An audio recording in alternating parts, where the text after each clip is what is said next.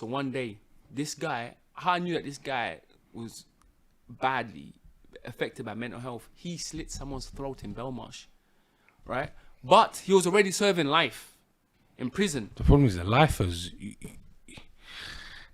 Why get in beef with him? He's like the guy's throat that he slit had no beef with him. Oh, wow. He thought the guy was IRA, right? The voices in his head told him the guy was IRA. This guy he lined up next to every day to get his food was minding his own business. Next thing, my man's run a blade made out of shit. You know what I mean? You get shapes. Yeah. He's melted the blades into a toothbrush, made a shank. The guy's waiting to get his beans and rice. He's had his throat slit. He's got another life sentence on top of his life sentence. He's come to our wing. He used to smoke cigarette, right? In the open, you know, on the sofas. We're not permitted to smoke on the sofas. We have to smoke in our room. And he'll drink coffee. He doesn't clean. Officers aren't telling him nothing. You understand what I'm saying? You're not fucking. That's how I knew this guy had status. So I swerved this guy because his mental health is steaming, right? So one day, we're hearing, yo, you know, my man with the mental health is paging everyone. Because the wing was full of bad boys from everywhere. He's paging everyone. So what he will do is when your door opens, you know, youth offenders, when you open your door, if you're not ready to come out, you learn from early, you jump out of bed, lock that door. Because if a man flies through your cell, they'll tuck you in while you're in bed and you ain't trying to have none of that. Like, oh, my man was asleep and I flew through his cell and I beat him up. Anyway, so you lock your door. But this guy's been making it into people's cells. So people have been waking up with this 25-stone white guy, right, jumping over them with a knife, asking them, yo, what are you saying? So words got about that this is what this guy's doing. So me and a brethren of mine, I sat there. This guy's kind of like infamous, this dude. I'm not going to put his name out, but if he sees this, he'll know what I'm talking about. We're sat there. We're eating. You see like how you eat in school? Yeah, canteen. Yeah. We have to sit outside ourselves and eat on these little desks. Me and my man are chatting about, yo, have you heard the rumors this guy's been paging people in the cells? Right? As I'm there talking to him, the guy stood by his door, down the landing, he can't hear us. I hear, ghost! I'm like, the fuck? I turned around, it's him. He's calling me. And I was just talking about him, right? So I look at my brethren, he's like, shit, he's calling me. All the inmates turned around and looked at me like this. Right? So I had to get up, go to his cell, right? So I go to him, I said, yeah, man, what's going on? He goes, come in. His cell's pitch black. Yo. The curtains are drawn. It smells like wet dog in there, right? The only light's coming from the TV. He says to me, come in.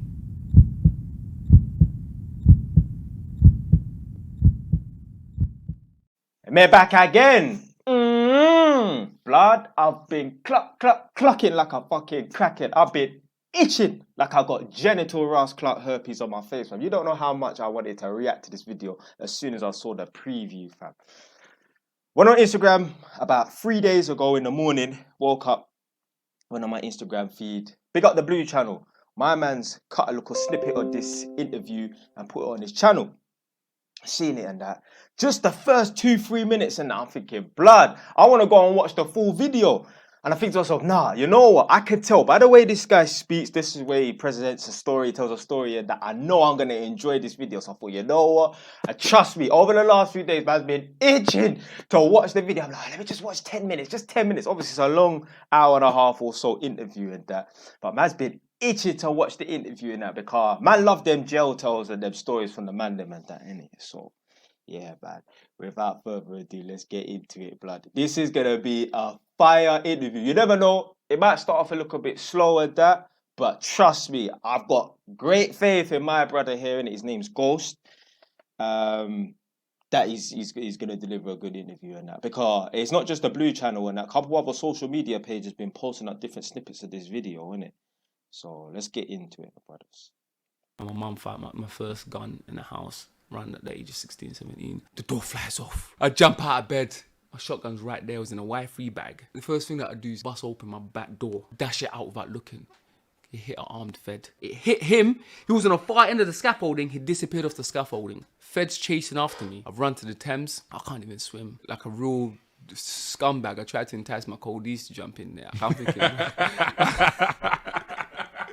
I'm like, jump. They're like, no, you jump. I'm like, jump, man. So what are you going to do if they jump? If they jump, I'm jumping. Oh, okay. Do you know what I'm saying? But I'm not going first. To be honest with you, I never had the balls to be a burglar. I do armed robberies. My actual totality of years that I got was 59. And how long have you done behind the door total? I've done about a third of my life. Imagine doing a third of your life. Imagine, yeah. Let's say he was 36. Imagine he's done 12 years behind the door. Imagine. 12 years, or a third of your life, however old you are. Let's say he's 30. He's done 10 years behind the door, fam, in jail, fam. That's madness, blood. What's going on, guys, and welcome back to the Blue Tick Show. Opposite me today, we've got Ghost. Ghost got 20 years in prison and was only released 3 years ago in 2020. Welcome to the show, my brother. How are you? How you doing, bro? You alright? All good. Listen, Ghost, you got a very interesting story. My brother Ty Mitchell reached out to me and said I got to get you on. Yeah. So run me through a little bit. Talk to me a little bit about your childhood, and then let's get into the nitty and gritty of what happened. Okay. I grew up in Newham. I'm basically from Canning Town. Grew up in Newham. Yeah, them Canning Town youths and them Custom House youths, them man are serious, blood. Like, not a lot of people know about Custom House and that, but trust me, them man, they are on job. Trust me, one of my cellmate when I was in Feltham, big up man like John from Woolwich. Get me, that was my cellmate when I went to Feltham and that. He told me, it's like, yeah, blood, them Custom House youths are on this thing. Apparently, some youths must have tried run up in a trap house and that, and rob a Custom House youth that was in the yard. My man's pulled out a shotgun and blasted a couple of them, and he didn't bust case on the murder charge, but he got like a manslaughter of 5 years or some light sentence or something like that, innit? So yeah, them Custom House youths, they're about it, trust me. Through it all, in Newham, just basically doing what I got to do to get by. I didn't finish school. I tried to make it through college. I didn't finish college. Bro, don't come on. Don't tell me I had to do what I had to do. Let's get into it. Tell the viewers, man. We need to know. What do you mean you had to do what you had to do? So basically, it's just you know how life it is, hustle and bustle. I done a bit of everything. I done. What age is this now? What age are we talking about? What age did you really get involved in the? I hit the roads at the age of 16. Properly, Okay. I hit the road at the age of 16. Was any of your family involved in that kind of life? Nah, my family wasn't. I was the first one to step off the porch. Okay. It's just a bit of, starts off with selling a bit of cannabis and stuff like that. Yeah. But you know what happens with that. You smoke cannabis, you start hanging around with the wrong crowd. From then drug dealing, and then as you get older, you get into armed robberies.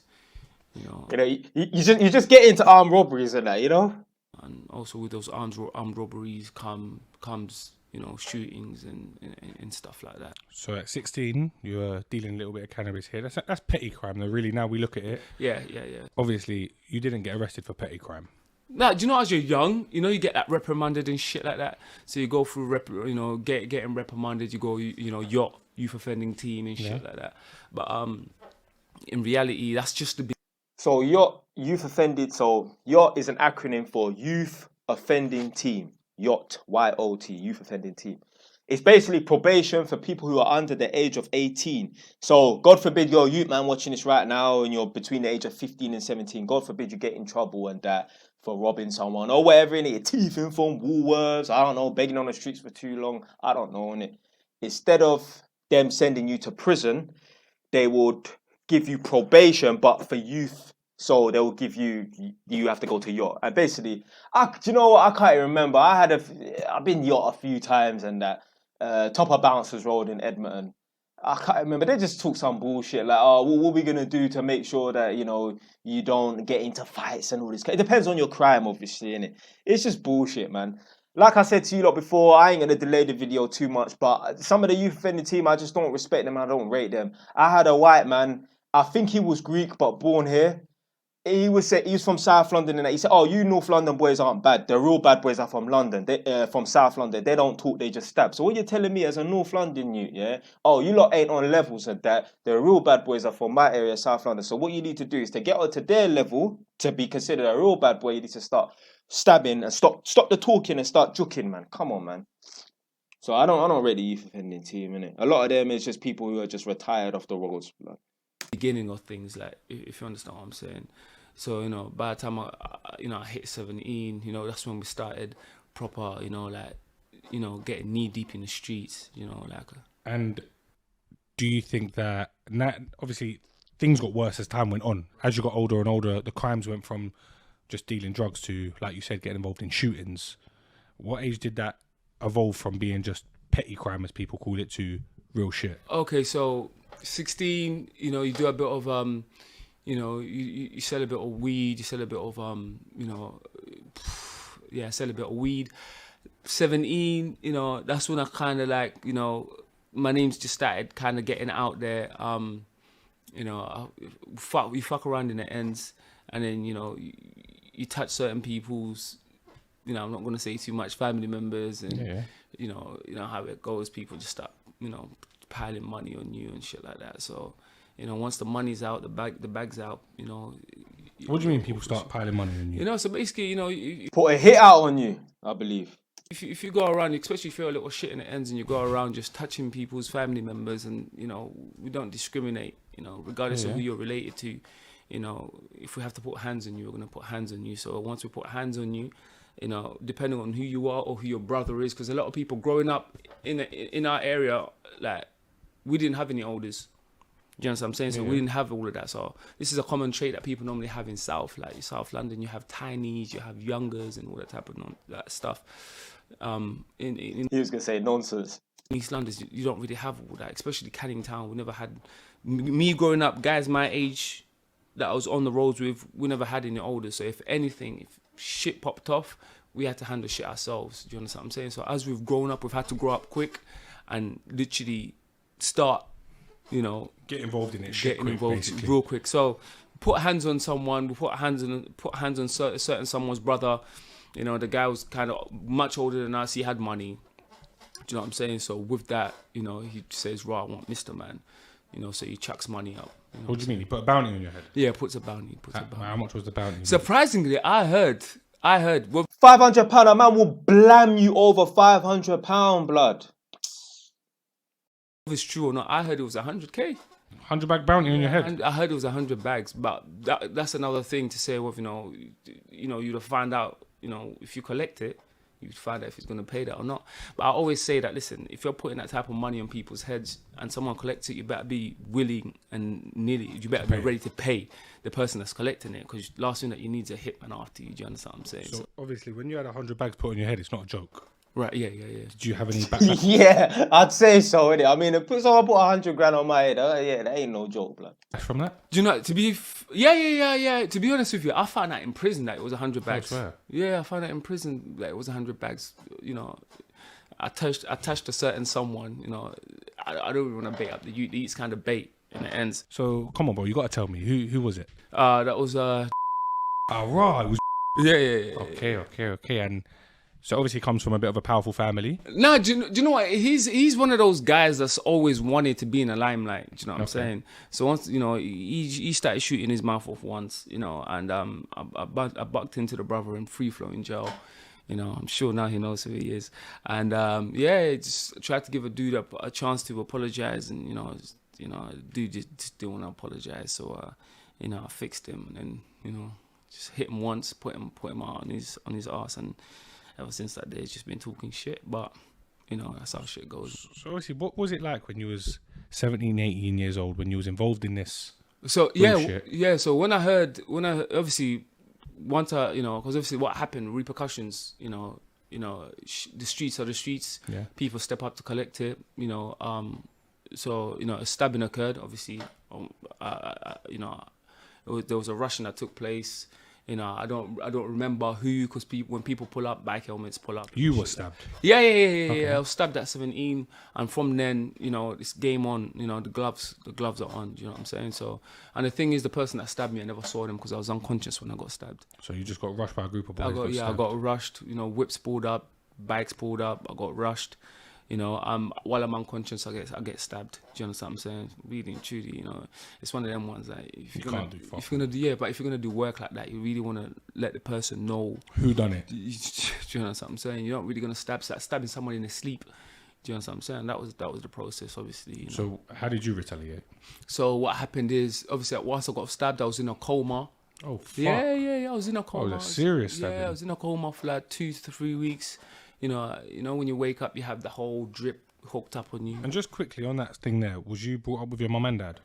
Yeah. I So was obviously, there, like you said, none of them was involved in that life. no. How did they react to obviously looking at their son? That's their everything. Do you know what I mean? But to be honest with you, they kind of saw my life coming out of spiral because I got kicked out of school. I didn't last. I got kicked out of selling like weed in school and stuff like that. You know, so I didn't last. But when you hear that your son has been put into a coma, no matter what, listen, even if he is a little shit, even if he is a naughty boy, that must have hurt your mum and dad. They must have got upset to find No, out. 100%, man. I kind of feel sorry for them, and the worst thing is when you wake up on your bedside and you see your mum just sat there. That's the worst bit. Do you know what I'm saying? But that was it, man. That was the beginning of Time to get to work, things. basically. Things, yeah. It's time to step up and just trying to, fix what's. And what happened? What changed? So obviously, after that stabbing happened, I had a little fetish of guns growing up. Do you know what I'm saying? So it's one of them things that I'm not gonna say anything that feds don't know. So anything that I am gonna say on here, feds do already know. Yeah. So for those people that are like, oh, this guy's story can't be real. He's self-incriminating himself. Self-incriminating, no. You know what I'm saying? Feds have been to check me. Do you understand what I'm saying? And most of these things, a lot of these things have been dead end. Do you understand what I'm saying? Otherwise, I won't be, out here 100%. just shooting off. So, growing up, you know what I'm saying?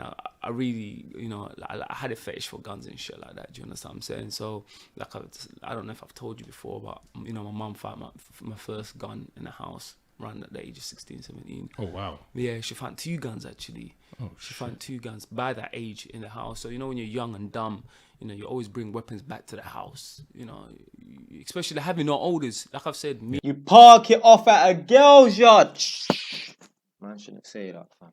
But seriously, there's girls in jail right now. There's chicks in female prisons right now. They are good, innocent gal, but because they were holding a strap for my man on the ends and that, now they're in jail and their child is living at grandma's house or in care. Depends on if you've got people them that are willing to take care of the youth, blood. And No one to hold my it. brethren, You was holding it. me and my brethren, we never had elders. So any mistakes that we learn ourselves. So you got to pay a big price. It's not like you got an older in the area that's going to say, yo, don't keep this in your house, don't do this, or do you understand what You I'm had to saying? learn from your own mistakes. Yeah, you learn through trial and error. You get it? So by the time I was 16, my mum has already been found guns in the house. You know what I'm saying? She'd been found weed in the house. And at that time, you have guns, you know what I'm saying? But, it's like worst case scenario, like, you know what I'm saying? If worst comes to worst, you have to be pushed to get out, and you know what I'm saying? And So, what was next? so anyway, boom, I come out of the coma. Now, obviously, Did you find out who done it? yeah, I found out who done it. I get out of the coma. By the time I'm 17. So obviously now I'm creeping up to like 18, right? Now I've got it. Do you understand what I'm saying? I have it on me all the time. Yeah. So it's gone from just holding to now, if anyone gets anything out of me, do you understand what I'm saying? Because you've been in a situation where you've been in a coma. If anyone thinks they can reach in their pants or whatever, you ain't trying to be back in a hospital bed. Do you understand what I'm saying? Yeah. You better be paranoia. ready to use it. Exactly. And now, considering my circumstances and how I got caught lacking, do you understand what I'm saying? I would rather just light up the place than be put in that same situation again. Do you know what I'm saying? So now I've started rolling with guns. Do you understand what I'm saying? And is all your squad carrying as well? Yeah, to one or two of my guys, you know what I'm saying, at an early age, we've always had things, you understand what I'm saying? Because we've had no elders, and most of the people that we got into a situation with were always at a higher level than us, do you understand what I'm saying? So we have to be You had ready. to be the oldest, Yeah, basically. we had to, yeah, of course, 100%. Do you understand? Even growing up now, like, you know what I'm saying? Me and the guys that I got around me and my guys, we're at that legendary status, you get it? So youths in the ends probably won't know what we look like. They probably will know now after this podcast. But they know the name, do you understand what I'm saying? Yeah. That it's just how it goes. You don't see us walking around, you know what I'm saying? You don't see us anywhere, so, you know what I'm saying, in like public places. It has to be a core meat type of thing. Do you know what I'm saying? Plus we're grown now anyway, you get it? So, so anyway, so now, you know, I'm 18, you know, I've been stabbed, I've been in a coma, you know, I got a bounty on me. I'm just paranoid now, do you understand what I'm saying? On top of that, with the paranoia, what doesn't help is the weed. Do you get it? Yeah. So, Yeah. Yeah, fucking paranoia. Sometimes it stems from bunny weed, blood. So fucking hell, man. That's bad, boy. Yeah, rolling around now. Anyone I get into a conversation with, I just get my thing out. If they're not worth, like I said, unless it's life and death now, I'm not at that stage where I'm shooting man yet. But I'll rough you up and I'll, you know what I'm saying, split your head with whatever I've got on me. So I've got to butt you, if I've got to stick it down your mouth, I've got to jam it in your face. I'll literally do the most. You get it? Now people started calling feds. Do you understand what I'm saying? I got into a situation where I went to college once. You know what I'm saying? I got into a situation with some Hackney boys in college. Yeah. Like I said, feds already know about this shit anyway, so it's not like I'm saying anything that's new. You get me? I got into a situation with some boys. You thought they can try and rush me. Especially the worst thing to do is rush a man when he's with a gal. You get it? Listen, that's on the road. Oh, big violation, blood. You know you should never ever, when they're with their mum or a girl. You don't do it. Even the kids. Yeah, no, kids You know definitely. Yeah, That's listen, you don't you fuck swerve with that. So that's if it worst comes to worst, you just let a man know. Listen, I see you. I see you. Do you understand what I'm saying? And he'll know himself. Do you understand what I'm saying? Sometimes passes, you got to give people passes. But anyway, these boys were idiots. You get it? So, you know, I got into a little dispute with these boys. Boys thought they can come on to me. They've come on to me now. Do you know what I'm saying? Trust me, now I'm not trying to take no check because I've been in, you know what I'm saying, hospital. I've had drips in me. I've had the mash. Do you know what I'm saying? Yeah. So, youths rushed me, flew back to my house, got my burner. At the time I had a shotgun, come back to the college. And the madness is I jumped on a bus. With a shotgun? With a shotgun. Bro. You know what? Yes. Blood. Obviously, I don't want to incriminate myself, but the stuff that man them used to do back in the day. Man them will go on ride outs to other ends in a cab. Man them will jump in a cab, 6 man up in a 7-seater cab. Certain man are sitting on top of certain man's laps, going over there to go and mash up and bruck up something. And the man then will say to the cab driver, park here and wait. Wait 5-10 minutes for us, innit, yeah? Here's a little extra for you waiting and that, whatever, innit? And man will go around the corner, do something, and run back to the cab and skirt off. And I think to myself, like, blood, Mr. Muhammad Abdi is not gonna not snitch when the police pull him and say, who are these? A man's got 6-7 kids in a 2-bed flat, blood. Yeah? Muhammad Iqbal Abdi is not gonna not snitch, blood. Like, some of the stuff the man them do are so stupid, blood. I jumped. And I wasn't even driving. We're laughing, but this ain't even a madness. Seriously, I jumped on a bus. Jumped on a public bus with a shotgun and rode to college. Yes, I was fuming. I jumped on a bus. You were really on this thing, yeah, no, seriously. And that was stupid as hell, because really and truly in reality, if you're going to do shit, you don't do shit off the spur of the moment. But because of because of such of a viol, you know what I'm saying, you getting rushed in front of a girl, the girls all screaming and all that nonsense, I wasn't even trying to hear that check. So I jumped on the bus, went home, got my shit, jumped back on the bus, came back, came back, caught one of the boys in an estate, you know, near the college. Yeah, he wasn't with his brethren. Right. So when I've caught him, ducked him down in the estate, he's tripped up, fell over. Do you know what I'm saying? I took my finger, I bust his head with it, because this is literally outside the college. Yeah. Do you know what I'm saying? So as I've split his head with it, the dude just run inside the college, snitching to the security, telling them I've got a burner, he's got a gun, so I threw the shit. Do you know what I'm saying? I threw my mash. What a pussy. That's what I'm saying, yeah. These men on road act like they're really bad, fam. But when it gets on top, they're talking. One guy fucking was in an interview and that, and some big guy must have barged him in a club. So he thought, I'll allow it or whatever. And my man tried to step to him afterwards. Some 6'6" guy, this guy's 6'1" or something. Guys barged him. Then he thought, let me leave it. And then he tried to step to him again. He just got a Lamborghini bottle or something and bust him in his head, mash him out, knocked out a 242. And then the guy's going to court, snitching and that. And he didn't only just go to court one time and snitch. What happened was, because the jury was bringing up evidence from some other case or something, because the prosecutor was bringing up evidence from some other case and that, which they're not allowed to do, they had to throw the case out and get a new jury in twice. The guy appeared at court 3 times to stitch on this guy. It's like, blood, just hold your fucking beating, fam. You started beef, you kicked off, you thought you was on smoke, you got moved to, you lost the battle, innit, yeah, fam. Just take the L, blood. Nah, man, I'm going and snitching, blood. My gun that I had at the time in the bush, because I see him snitching, pointing. I just went in with my backpack like it's nothing. Do you know what I'm saying? At the time, I was doing art and design in college. You went in? Oh my God, I would have bust out, blood. So anyway, I'm sat in the college, right? Next thing, you know that there's a doorway, there's a door, and there's always little glass panels by the door. I see like a crowd just building up at the glass panel, so I'm thinking it's nothing. Next thing I hear, there's the head of the college is calling out the teacher. Yeah, it's calling the teacher out from the classroom. So the teacher comes out of the classroom. I'm still sat there like it's nothing, right? Got my bag in between my legs. Next thing, armed feds stormed the class, the art class, screaming up the place. Ah, you know how they come through. Police! Doing the most. Obviously, it's a fear factor, isn't it? They're trying to make you stall and don't move and stop thinking. So they've rushed through, guns out. The girls in the class are screaming. Do you know what I'm saying? They've roughed me up. Girls are always fucking screaming, blood. Shut the fuck up, blood. Get him. Threw me over the table. Where's the gun? All that type of nonsense. You get it? Yeah. The the backpack that I had with me was there. I said, yeah, that's my backpack. They grabbed me, took me out of the classroom, took me into the holding room. So now, as I'm in a holding room, they've asked me, where's the gun? I said, what gun? Do you understand what I'm saying? Yeah. They said we've had reports that you've got a gun on you. So what's happened is, I said I ain't got no gun. They said, so what is it that you hit the guy with? Mm-hmm. And to be actually honest, I said I had a scaffolding pole on me. Did you get it? That's what he must have seen. It wasn't a shotgun. You understand?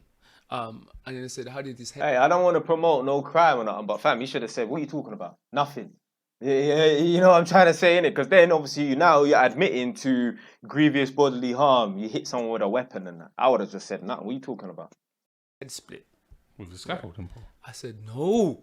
To be honest with you, if I said that, I had to think quick. If I said that, that's straight assault. Like a GBH because his head split. Yeah. Did you get it? What did I say? So what did you say? I said he tripped up and he bust his own head on the floor. Do you understand what I'm saying? I said I didn't split his head. To be precise, I'm going to be honest. So anyway, they're bugged out. The shoot was from Hackney. And they're like a famous, at the time, there were like 7 brothers from Hackney at the time. Do you understand what I'm saying? They're like from E8. But, do you understand what I'm saying? At the time. Fields, yes. I bet they're from London Fields. So anyway, the feds have pissed. Do you understand what I'm saying? Wasting police time, bugging out the kid that snitched on me. Feds didn't stop then. They didn't stop then. Do you understand? I'm thinking, they didn't find no gun. They're easy to offer me. Yeah. I got a flat, right? Because obviously now my mum's kicked me out of the house. She's found guns. You know what I'm saying? She's thinking too much now. She's kicked me out, right? So when she's kicked... Them times back then, because I'm reckoning, I'm guessing the shoot is about 30, 35 or something. Innit? So back in the day, let's say like 13, 14, 15 years ago, if you get kicked out of your mum's yard, you just go to the local housing place for your borough. So in Enfield, so I'm from Edmonton, my borough is Enfield, and in the Enfield borough, there's a place called Ponders End. It's just right next to Edmonton. And there was this place called John Wilkes House. You just go in there and you say, yo, I'm homeless. And kind of what they do is they give you a youth hostel and that, like a room in a shared house. And then after a while, you have to ride it out for a year and a half, and then you get your own flat kind of thing. So, he's probably gone to the equivalent of John Wilkes House in Newham. That could be anywhere. East Ham, that could have been in Custom House, that could have been in Plaistow or Forest Gate. Me out the house, furthermore, I sent her abroad. Yeah, because I had some money, I was hustling. I sent her abroad to Uganda because I'm originally from Uganda, you get it. I sent her back home for a holiday, so I'm in her yard. So as I'm in her yard sleeping, I hear a helicopter above my bedroom. I hear, because we live in houses that have just, they're not detached. Yeah, proper East End houses. You got to jump like 6-7 gardens to get to my garden. Do you understand what I'm saying? So just to cover the exit, the feds would hire the helicopter to cover the back entrance so I don't vanish from the back. Do you understand what I'm saying? Okay. So now I hear a helicopter about 2-3 o'clock. I'm thinking, yo, what is that? I can see a light on my bedroom window because my bedroom window is right above the back of the garden. The back of the garden. So I'm thinking, yo, what is that? At first I thought it's a dream, to be honest with you. So now, as I'm waking up, I can see a light. Right? I'm thinking, yo, what's that? So I jump out of bed. I run downstairs. At the time, I was still keeping a mash in my yard. Yeah. But I was keeping the mash in, like in between my house, my back garden house, my back garden and the neighbour's Fence. So it's in between, you know, if you catch me. Yeah, so basically, he's done it smart. Not that I'm condoning anything, but basically what he's going to say, if they find the gun, he can feign ignorance and say, well, boy, that weren't my gun. Yeah, that must be the neighbours or whatever, innit? And they can't disprove whether it's the neighbours or his gun because it's not physically in his back garden. It's not on his property, although he don't own the property, but it's not on his property. It's not on his premises. So he's put it at the back of the garden, or slid it somewhere where it's like, well, it could be argued that it could have been the neighbours. They can't prove that it's in his possession or in his premises, on his premises and that. I can always say it's not mine. You know what I'm saying? You got to pin it on someone. You get it? At the time, obviously, like I'm saying, I'm dealing. So I got coke, I got weed, I got a shotgun. So obviously, the doors flew open. As soon as I got to the bottom of the door, in my boxes, oh police! Again, I'm thinking, yo, Not this what the hell? Yes, but do you know what? They were adamant that I had it. Do you understand what I'm saying? So they flew the door open, shields. I can't see anything. I see torches. I see red beams on me. So they're all screaming, get on the floor, get on the knees, blah, blah, blah. Screaming a whole heap of nonsense. Anyway, so I comply. So I'm thinking, shit, get on your knees, hands behind your head, get on the floor. What is it you want me to do? So anyway, I just get on my knees. They drag me out of the house, tell me, come backwards with your hands behind your back. So I come back. You get it? I traipse backwards. They take me into the back of the car. The whole road's blocked off. My older sister was in the house at the time. She was so pissed. I've never seen anyone so pissed. Do you get it? When she got dragged out of the house. So once she gets dragged out of the house, she looks at me. I'm in the back of the passenger seat. I'm thinking, oh shit, Fed car. I'm thinking at the time, bro, I'm more worried about my sister's she gonna go back and snitch on my mom, tell my mom everything. And then I'm thinking, well, if I find the mash, I got nothing to worry. I'm going in jail anyway. Do you understand what I'm saying? They swept the house. They found nothing, right? I'm thinking it's calm. Carry on with my life like it's normal. Come back. After they've searched the house, they've released me. Let me go because they didn't find what they came looking for. Gone back to the back garden. Check the part where I used to hide my shit. Gone. Right? It's still there. Because they didn't find it. My coke, my weed. Yeah, obviously, yeah. But I thought maybe, all right, cool. My mash is still there. I'm like, yo, this is sick. So look, 2 months later, I get a yard. Yeah. Right? So I end up with a flat. Yeah, this is an area called Manor Park. Yeah. Right? I still have it on me. I'm not from Manor Park. I'm from proper like Canning Town. You know, like those type of areas. So that's a bit of a distance. I always have to have it on me. Never mind the fact that now I'm just Ubering everywhere. I'm cabbing everywhere. Do you understand what I'm saying? I still ain't driving. I'd rather drive it. You know, at the time, I'm one of them kids that I got my license late. Do you understand what I'm saying? Because I was always on this whole, nah, just got a whip and at the times you don't have to, you insure it, but you don't have to have a license. They never had, feds never used to drive past you. Like, nowadays you can just drive past you and pick up that you're not insured. ANPR, so automatic number plate recognition, is where they drive past you and they could just, the camera that is fitted and mounted onto the police car, it just tells them everything, whether this car's insured, tax, MOT, or whatever, innit? Yeah, so that's what he's talking about. Yeah, but back then, back then there was no ANPR. Do you get it? So anyway, I'm in my new yard. Yeah, it's got scaffoldings. It was a council house, flat. It's got scaffolding around it. Yeah, I'll never forget this. I'm asleep in my flat, shotgun by the windowsill. By the windowsill, I hear the door flies off. Doof. Oh, police! I'm like, no. I jump out of bed. My shotgun's right there. It was in a Y3 bag. Right, it was a sawn off in a Y3 bag. Yeah. So the first thing that I do is, guess what? Bust open my back door. Yeah. Dash it out without looking. He hit an armed Fed.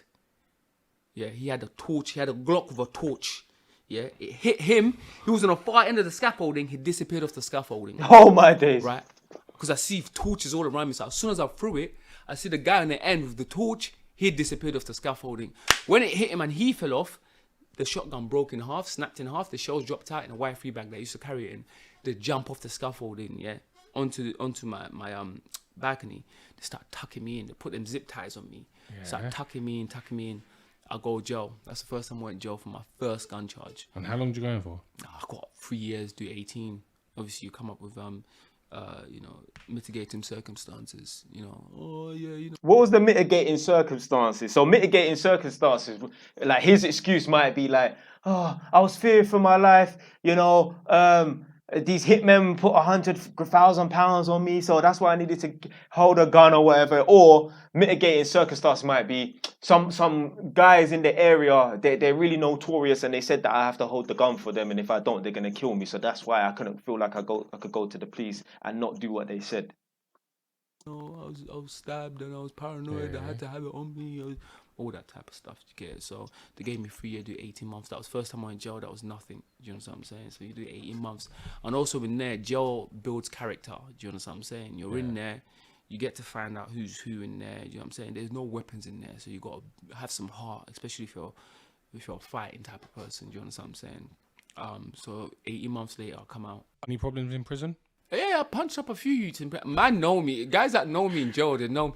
Guys, if I've wronged you in the past, I apologize. But a lot of men know me in the house. Was you a troublemaker in prison? No, I wasn't a troublemaker. I don't know. You probably get comments, but do you know what? I wasn't a bully. I wasn't a troublemaker. Right? But I would fix, if someone's got a problem, I'll fix them. Do you understand what I'm saying? It's just one of them situations. You know how jail goes. If there's a situation, you have to address it and fix that situation. You understand? What prison was you in? I was in 16 prisons, actually. 16? Yeah, I've been in 16 prisons. Fuck, you know, he done the rounds. I'd love to know which ones he ain't been to.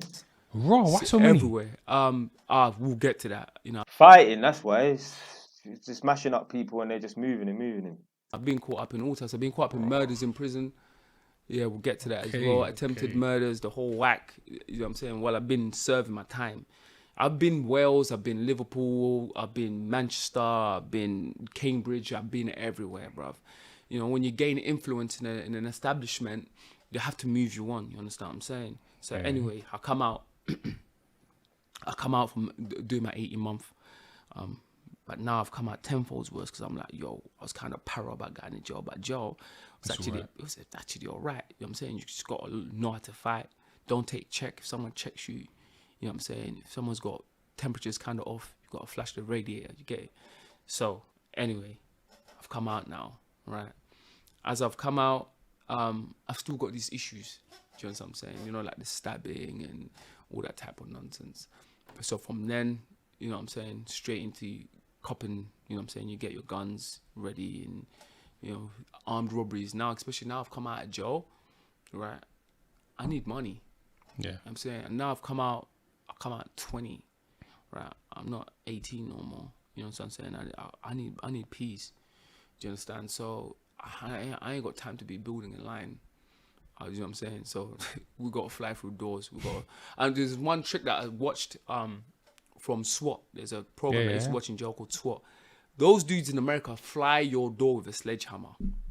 I didn't know a sledgehammer could be so effective. Do you know what I'm saying? Your door flies off one swing if you know where to hit the door. Do you get it? Yo, guys, just so you know, this isn't you're not meant to learn shit from this podcast. Don't stay away from prison. Avoid prison. Avoid all of that stuff. He's making it sound like it's hella easy. Yeah, it's not. You're not. Don't test it out. Do you know what I'm saying?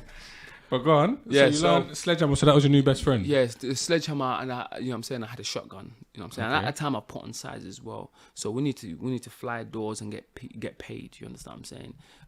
We had the drops. Do you understand what I'm saying? There's another original man that, you know what I'm saying, that I've grown up with. I'm not going to say who. He knows who he is. We went primary school together. So drops on what? Grows. No, he was proper plugged in. While I've been away, he's like a networking type of person. You know what I'm saying? So he gets drops. Do you know what I'm saying? And obviously, I have to get drops as well. Do you know what I'm saying? So it's a part and parcel because he's on the same shit I'm on. Okay. Do you know what I'm saying? So when he gets a drop, he clears that. He's like, yo, we got this. When I get a drop, I'm like, yo, we got this. Do you know what I'm saying? So it's, you know, relationships work, innit? Give and take. Do you know what I'm saying? So that's what we're doing for this. Going through doors, making some money. Yeah, making dough. There was even a time I actually flew to. I flew to Amsterdam, dressed up as feds. We went to go and we went to go and do you know, you do those IBM computers. Those big lorries. I was the youngest one there by 30 years. Everyone there was all grown. You know what I'm saying? So these were like £1 million robberies and shit. You done it? We went through with that. someone messed up at the end. Do you know what I'm saying? Put diesel in a petrol snatch van that we needed at the time. We had all the uniform, we had the whole shebang, and shit fell through. You get it? Well, everything happens for a reason. Everything happens for a reason. Anyway, now we've come back. You lot must have been pissed. No, seriously, because You're expecting to go there. yeah. Minimum's a mil. Minimum, because you know those chips go for like 50 quid at the time. Anyway, at the time the boxes will go for like 50 quid, and you know those lorries will travel security as well. So you got to do is just mob the security with fake Fed thing. You know, you put the Fed little light on top of the thing. You pull the security, you nab the security, park off the whip. You know what I'm saying? Your snatch van pulls up the lorry. Now the keys to try and get to the lorry driver before he snaps the key in ignition. You know what I'm saying? And also them lorries have trackers. So we had a jammer that cuts out the tracker. Did you get it? And you know, we obviously, you know, T-hammers. You remember T-hammers? You got T-hammer the window, bust the door, yank the driver out, and the driver as well. He's gonna end up in one of the other fake Fed cars. You get it? We had lorry drivers flown in. We had ex-UFC fighters. Do you know what I'm saying? And also not just that, we had a plot of land that we were staying on. So it was a big operation. Yeah, it was a big operation. I got brought in by actually one of my friends from the manor. Yeah, it was his dad's friends that were involved in this type of drills. You know, at the time, you know, when your name rings bells in the manor for jams and stick-ups and having a success rate that's high, so people always vouch and say, "Yo, Dad, I got a friend of mine." Do you know what I'm saying? He's on stuff. You know, so yeah. So we've come back. In the process, we're doing. You know, we've done some big heads. We've done yards, cash. We've done. What's the most you ever took out of one house? The most we've took out of one house probably like 200k. Cash. Yeah. We took cash. You know, but mostly we've done you know, drugs. You know. But with the drugs comes, you know, youngers. You got to flood, you know, the area with the drugs and get the youngers to supply the drugs. But the drugs are a bit of a hustle because you're constantly got to, you know what I'm saying, do this back and forth thing. Do you know what I'm saying? But leading up to me going to jail second time round, during, and feds already know about this as well because I've done time for this. During the robberies, you always get people that act up. Yeah, do you know what I'm saying? So that's always the wrong thing to do. When someone flies your door and they catch you with your pants down, the best thing to do is just give it up, man. Just whatever they come for. Yeah, when he's saying act up, he means like obviously the victim, the person whose house it is, they might not be complying, and then one of the man them that's on the move might go and stab someone, and then that's when it escalates from a robbery to a murder. This is what I'm saying, blood. Like, these robberies are not worth it. There's one in Tottenham. He went to go and rob someone for a phone. The youth didn't want to give it up, stabbed him in his leg, burst a main artery. He's killed someone all over a fucking phone that he probably would have shot for £300-400. Now he's in jail. Life sentence, blood. Not worth it. And most of the times we fly them doors, it's your best friends that's lying to you. Do you know what I'm saying? You like in there counting, you know what I'm saying, 180k, 200k, 150k. He's not happy with the split. But yet again, he knows me and my boys will come through and we'll split everything 50-50 because 50-50 is better than nothing at all. Yeah. Do you know what I'm saying? So you just play along like nothing's happened. So we'll just fly the door, text me the address. We're always on standby. Do you know what I'm saying? We always had bringers, I'm not saying that, plated cars around the area. We had, you know, smashes stashed around the area. We're on go. As soon as that text comes through and you say, yeah, I'm in there. You know what I'm saying? We never used to do those, you know, just hit and hope. We do, I'm in there now. You know, and we'll come through and just clear up the place. Do you know what I'm saying? So to a move like that, how many people would go? We'll limit it down. Especially if we're going inside man. Listen, me and another man, me and two men at most. One man to tie up everyone in the yard.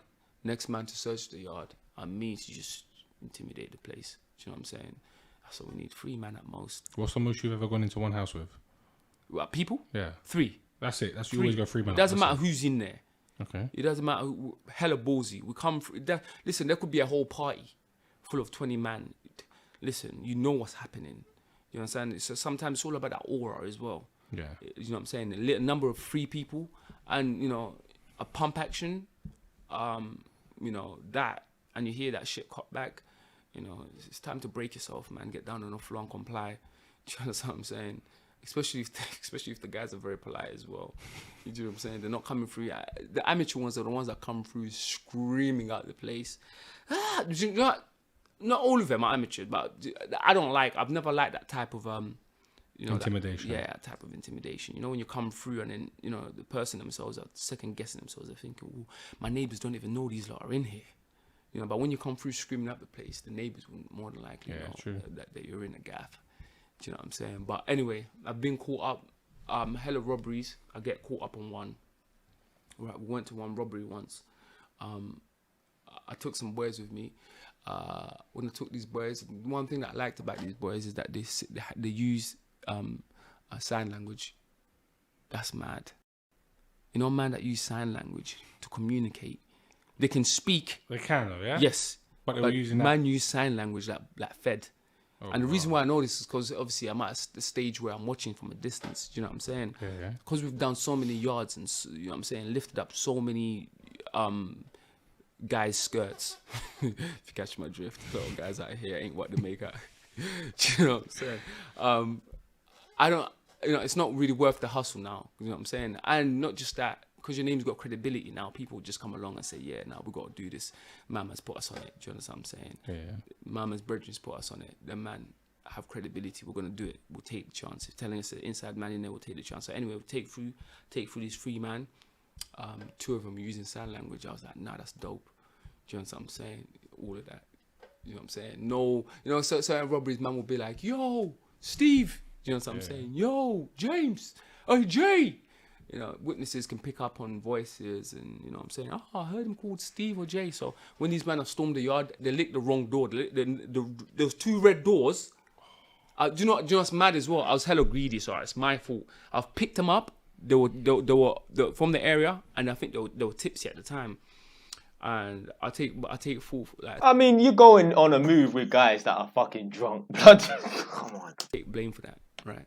And I've still managed to encourage them to come along because I'm like, yo, this is a certified lick. Do you know what I'm saying? So because they're tipsy, there's 2 doors back to back, and I'm at a distance and I can't definitely confirm. I've seen them near a red door, so I'm like, yeah, that's it. So they've flown the door. Do you know what I'm saying? They've come through waving something. It's all got messy. It's the wrong yard. It's the wrong yard. And what's even worse is that when the feds come to that yard, because the civilians called the feds after the situation, the feds found what we were looking for in the next yard. Oh, do you know what I'm saying? So now they got someone bagged. Like, so the other yard was probably the yard that they were supposed to go to. Was probably supposed to have drugs and that in it. So now the feds have gone to the correct yard, and now whoever was dealing the drugs, now they got a fucking sentence, blood. I'm not condoning that. I'm just saying, innit? Shit got messy. Anyway, I've seen what they were moving like. I was like, yo, you man, I got a thing there, 180k right now. Yeah, at the time, you know the Chinese people that grow weed. Yeah. They always have buses back in Vietnamese people, not Chinese. Vietnam. Do you know what I'm saying? So What did I say? Vietnam. the bosses will stick the capos, and the capos will have the workers that they stick in yards.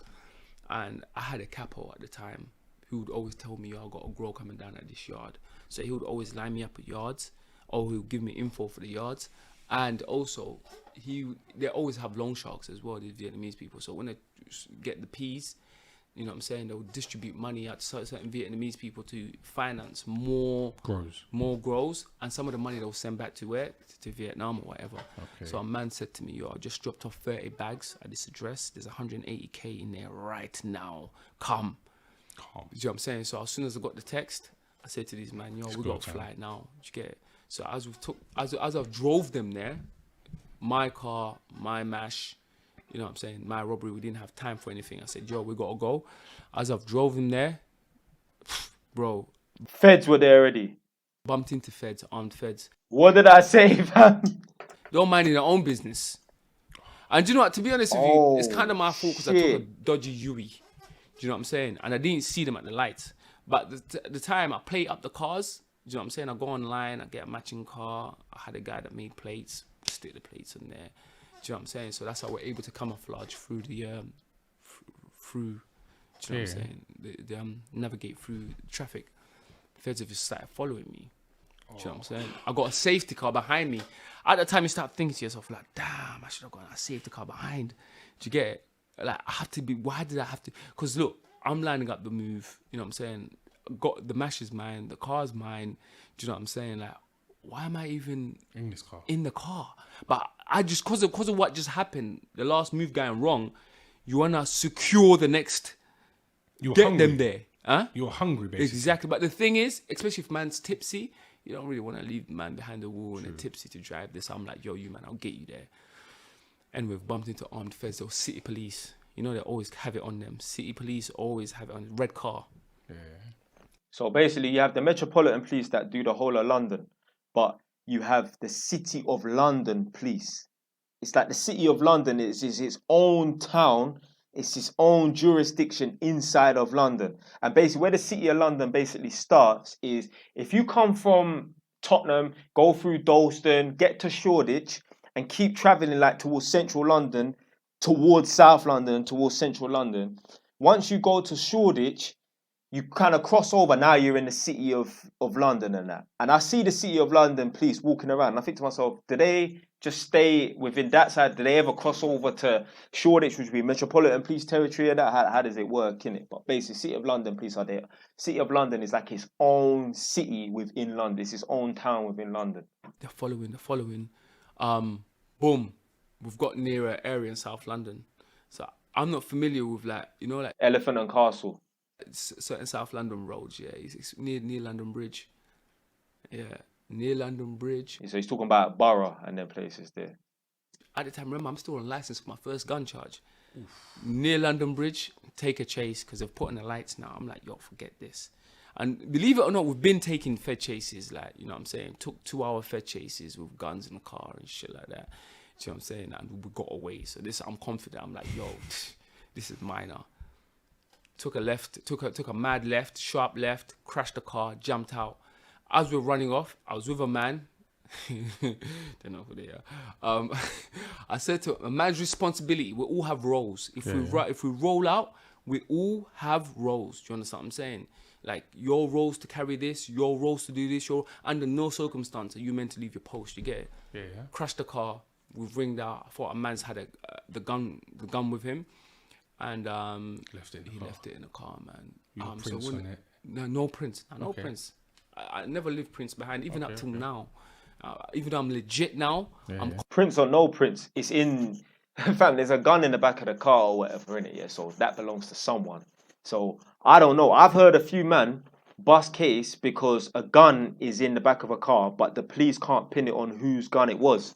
So they've dropped the case. But then I know there was one youth from, one local youth. He was rolling around with some youths from one other area. And anyway, the police have tried to pull the car.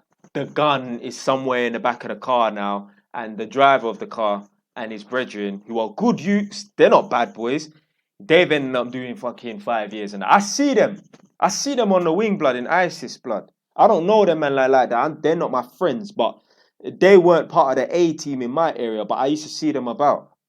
And just because they're rolling around with some youths from this area, now they're doing 5 years, blood. Conscious about what I touch and shit like that. I don't know. Don't worry, bro. You can touch this table. You're good. Of course. So we crashed the car, jumped out the car, winged, right? So as we're winging, guess what? You know, you got tourists that come to the country. Yeah. They heard the car going. They've spun around, seen the car crashing. They took the cameras out. There's footage of me. There's not even footage. Pictures of me. Like, literally, step by step, getting out of the car, winging off. Feds chasing after me. I've run to the Thames. I can't even swim. Do you know what I'm saying? Like a real scumbag. I tried to entice my coldies to jump in there. I'm thinking, right, if these man float. Oh, shit. If these man float, I'm jumping in there. Do you know what I'm saying? I can't swim, so I'm thinking, I'm like, jump. They're like, no, you jump. I'm like, jump, man. There's 3 of us caught up, you know, the pier. Oh, shit. Yeah? I'm trying to get them to jump. The tide will take you, bro. So what are you going to do if they jump? If they jump, I'm jumping. Okay. Do you know what I'm saying? But I'm not going first. If shit goes left, You know what the I worst need thing to know. Oh, no, I'm not jumping. I I'll can just go fully jail. imagine everyone's sitting there. You've just done a run. You're all saying, "Oh, you jump, Yeah, you jump." there's That's one. like that movie. There's one. I need to be careful in the Thames, blood. A whale was found in the Thames, River Thames, blood. A whale, you know. So just be careful, fam. That's so close to jumping. And he's looking at us should've just thinking, dashed are you him man in." gonna follow? Yeah, bro. Are you man gonna follow? And I can see when you can see the other side Yeah. of the Thames. The water's dirty as Yeah, hell, bro. dirty. You know, it's dirty as hell. Bruv, none of us jumped. They've caught us on the pier. Oh, let's go on the Well, floor. you didn't jump, even now they're I behind you. didn't jump, bro. I didn't. But the thing is, if a man told me that he wasn't gonna take the gun, You would have Yeah. jumped. no, I would have took the gun. Because Yeah. we're at the pier for like 5 minutes. You know, like one of them guns you throw could've in there, dashed it, yeah. they won't find it. Do you know what I'm saying? How many guns are in the Thames? You're not gonna find shit. Probably there's bodies in the Thames. Do you know what I'm saying? 100%. They nicked us. So I'm thinking you're a minor. Do you know what I'm saying? Yeah, they go, no, it's just a stolen car, if anything, and dangerous driving. Bruv, when they nicked me, I'm in the police station. They said, yeah, dangerous driving. They tried to nick, because I used to buy stolen cars, yeah? They're trying to say, yeah, we're nicking you for a burglary, for stealing a car. I'm like, what? I'm like, that's minor. I didn't steal no car. You know, to be honest with you, I never had the balls to be a burglar. I do armed robberies, but sneaking around your crib, that's not my business. That's not in me. I'm more of a, I've done it to your Well, you're face too type big of- to sneak around. Yeah, the crib, yeah. And not just that, not just that. You don't even know who's in there. Do you know what I'm saying? Shit goes left for people real quick. Anyway, they've nicked me. So you was in the police cell. The feds found. You said the feds found a gun in the car. Yeah, they found a gun in the car, and also with this gun, they were able to link it up to the previous, the previous robbery. And the crazy thing is, they tried to the case that they run with in court was that I was the one that come through the yard, despite the fact that everyone else in there was like 5'7" and 5'8", the tallest person 5'7", 5'8". I was 6'4", 17 and a half stone, and they were able to stitch me up with that. So I got 12 years for that, actually.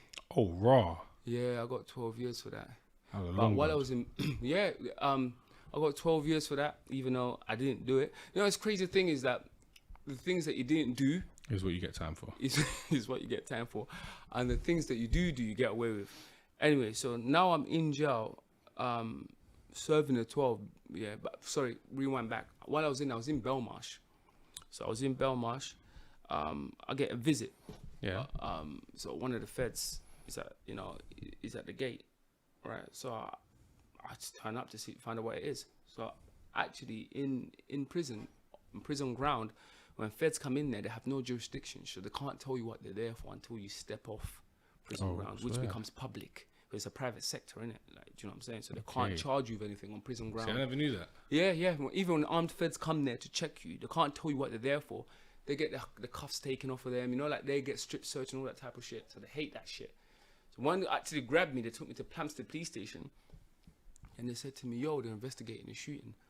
I said, yo, there's a man, that got shot in a yard, right? He got shot with a shotgun, and the MO was 3 people. Yeah, and there was a sledgehammer involved, right? This guy got shot in the neck with the shotgun, right? Blood, he might be the person my brethren John was talking about, fam. Fam, he might be the person, fam, because he was talking about Canning Town Custom House, blood. Someone got shot with a shotgun, blood. So I'm thinking, this is kind of mad. I just said, I went along with it because I wanted to find out what they had. Do you know what I'm saying? So anyway, they just asking me for permission to ID parade and all that type of nonsense. So, you sign the paperwork for like ID parade and all that stuff. Yeah. I didn't think nothing of it. Right. So at this point, you got no idea what this is all about. Oh, of course I Oh, did. you do, yeah. Well, okay. But you're thinking you're not. Yeah, But you're I'm thinking. playing ball, bro. But you have no idea that you don't think they got anything on you. I don't think they got nothing on me. Okay. I'm a ghost, innit? I'm a ghost. You know what I'm saying? Fair enough. What's My shit hasn't been through proper police investigation. It's been coincidental. Like when you bust a corner and you bump into a man, you're like, yeah. Nice to meet you, officer. Yeah, it's been one of those turnouts. So anyway, they come into Belmarsh. They're investigating about a man getting shot in the throat inside his yard. That was a messy situation. I can talk about it now because I've done the bid for it. That shit was hella messy. Do you know what I'm saying? You're gonna tell us that in a second. Tell me what happened when you was in the police station. Anyway, no, because now the police station, they've remanded me because there's a gun. They found a gun in the car. Yeah. So they remand me, take me straight into Belmarsh. Yeah. Right. So as in Belmarsh, they're building up patterns. So you know, I've got into a habit where, do you know what I'm saying, I've left the little crumbs behind. Do you know what I'm saying? Now they've come into me allegedly, you know, saying that, you know, you shot this guy, which obviously I can put my hands up to now because I've done the bid for it. Let me just say, Belmarsh is like, I don't want to say it's a maximum security, but I think it might be a maximum security prison. You are not going to Belmarsh for stealing from fucking Woolworths or Toys R Us. Belmarsh is for bad man. They got man who are fucking serial killers, fucking terrorists, man that blow up people in Belmarsh and that. You ain't going to Belmarsh because you beat up your neighbor, innit? Yeah, it's a serious man jail, innit? And basically, Belmarsh is in Thamesmead, SE28. It's next to ISIS. When I was in ISIS, I could see into the windows of the Belmarsh prison cells and that. And obviously, they could see it's one in it. So, yeah, Belmarsh is right next to ISIS, which is in Thamesmead, SE28, ONZ. I still remember the fucking postcode, blood. This is the first shooting that they questioned me about. This is the first one that they questioned me about. So I'm in there thinking, oh man, that's nothing. I don't hear nothing back from them. So I end up going to Brixton. As I'm in Brixton, custody time limit runs out. You know, custody time limit? Yeah. The prosecution have to take you to trial. They have to have information ready to take you to trial within 6 months. Otherwise, if throughout no fault of your own, if you're not ready to get trialed, they have to release you. So they released me. I was in a cell with a Bridgenal man actually at the time, yeah, and he was on some big charges himself. And I remember I told you I had a Bridgenal that used to get, you know what I'm saying, robberies and shit like that. He's in for like 3 gun charges. Do you know what I'm saying? And they're apparently, allegedly, yeah, trying to say that they see him getting thrown out 3 guns from his yard, pump actions and whatnot out of his window when they stormed his yard, allegedly. Anyway, so I've left it. The doctor knocked on my door, said to me I had to go to court. I've gone to court. They released me from court. I didn't expect that. Me and my man were just laying in a cell, just chilling, just chatting nonsense. They bust the door. Next thing I'm in court. Next thing I'm on road. So as I'm on road, going about my own business, yeah, I'm thinking, yeah, I'm busting that other charge because first and foremost, that Aggie burglary that they're giving me. People are 5'8". I didn't do that yard. Yeah. I don't even know what the witnesses look like. Yeah, I'm busting that. So that genuinely. So basically, what happened was the police chase where they crashed the car, ran, and they wanted to jump in the River Thames, and they didn't jump in the River Thames or got nicked. They didn't find enough evidence to charge them or bring them to trial. So they held him. They held him for 6 months. They didn't find enough evidence to charge him or bring him to trial. So they released him. But whilst he was in jail on remand for the dangerous driving, whatever in it, yeah, crashing the car with a gun in it, yeah. They've obviously taken him elsewhere to interview him for some other thing that's gone on where someone's got shot in their neck and that. But obviously that's still ongoing, in it. So anyway, they've released him now. He's on road, yeah. So he's still kind of got the other case pending over his head, where they're talking about him trying to shoot someone in the neck or something. You weren't you? No, generally it wasn't me. Obviously, yeah, I was watching it. Yeah, of course. But you weren't in the yard. No, I wasn't in the yard. So I haven't been found guilty for that. I hadn't gotten the 12 years yet. So I'm rewinding it back. I hadn't gotten the 12 years yet. Okay, yeah. So feds now, because you got to go sign on when you're on bail. I turn up to a police station called Plaistow Police Station, right, to sign on. Yeah. Plaistow is also in the borough of Newham, yeah? They've locked the whole fed station down. Right, they've locked it down. You can't report crime, nothing, because there's an operation happening right now. I've turned up to sign on. I remember I felt like an eerie atmosphere. Like I'm thinking, raw. A bit quiet here. Yeah, it's a bit quiet. What's going on? What? No crime's happening in the area. Do you know what I'm saying? I was with another man, and I was looking forward to, at the time, obviously I used to smoke weed and shit. I'm looking forward to sign on, go and roll a spliff. You know what I'm saying? Chill out. I'm thinking, nah, this ain't right. So I've knocked on the door. I said, yo, I'm here to sign on. They said, yeah, 1 minute. Funny enough, as I've knocked on the door, some guys appeared from underneath the desk. You know those comedy ones, like, hello. Yeah. Do you know what I'm saying? Oh, yes, you're here to sign on. 1 minute. Disappeared. They've opened the other door, because one of the doors is for reporting crime. The other door's for signing on. So they've opened the door for signing on. Right? And then someone's come. They said, right, listen, a woman's come to the door. She says, yo, she goes, yeah, Mr. So-and-so. Yeah, we just need to have a conversation with you about something. There's something that's happened. If you don't mind, we're just gonna step you through the room next door, and we're just gonna have a conversation with you about something. So I'm thinking, all right, it's a bit odd. Fine. They take me through the next door. This woman I've never seen before. She's investigating 2 apparent shootings that are apparently done. Obviously, I beat the cases, but 2 of the shootings, they're trying to say, raw. A man got shot in his chest, right?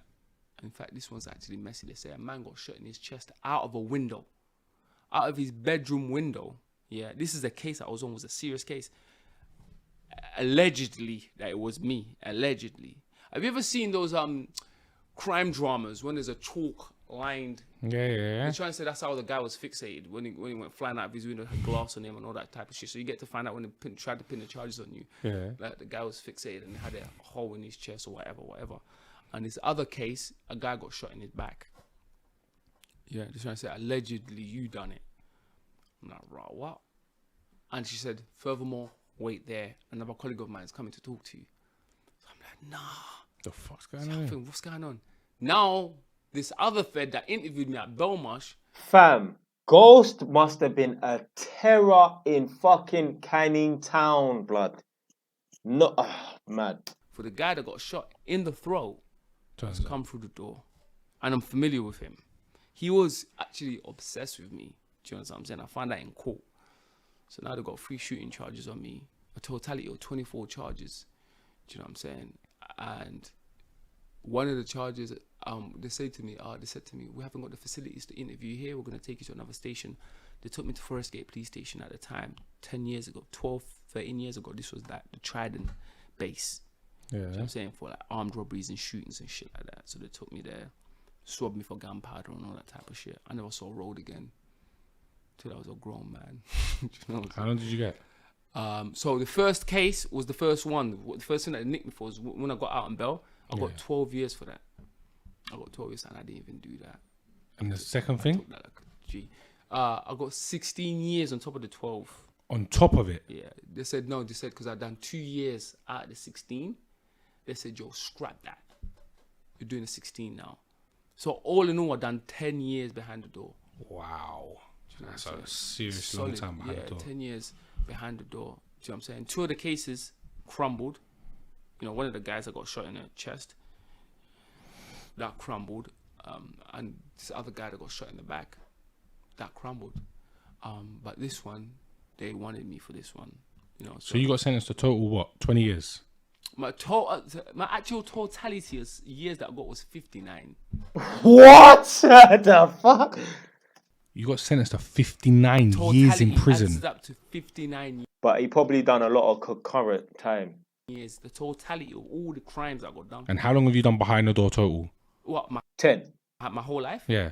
I've done about a third of my life behind the door, or if not that, a bit more than a third of my life. Wow. Behind the door. And yeah. Do you regret anything you've done?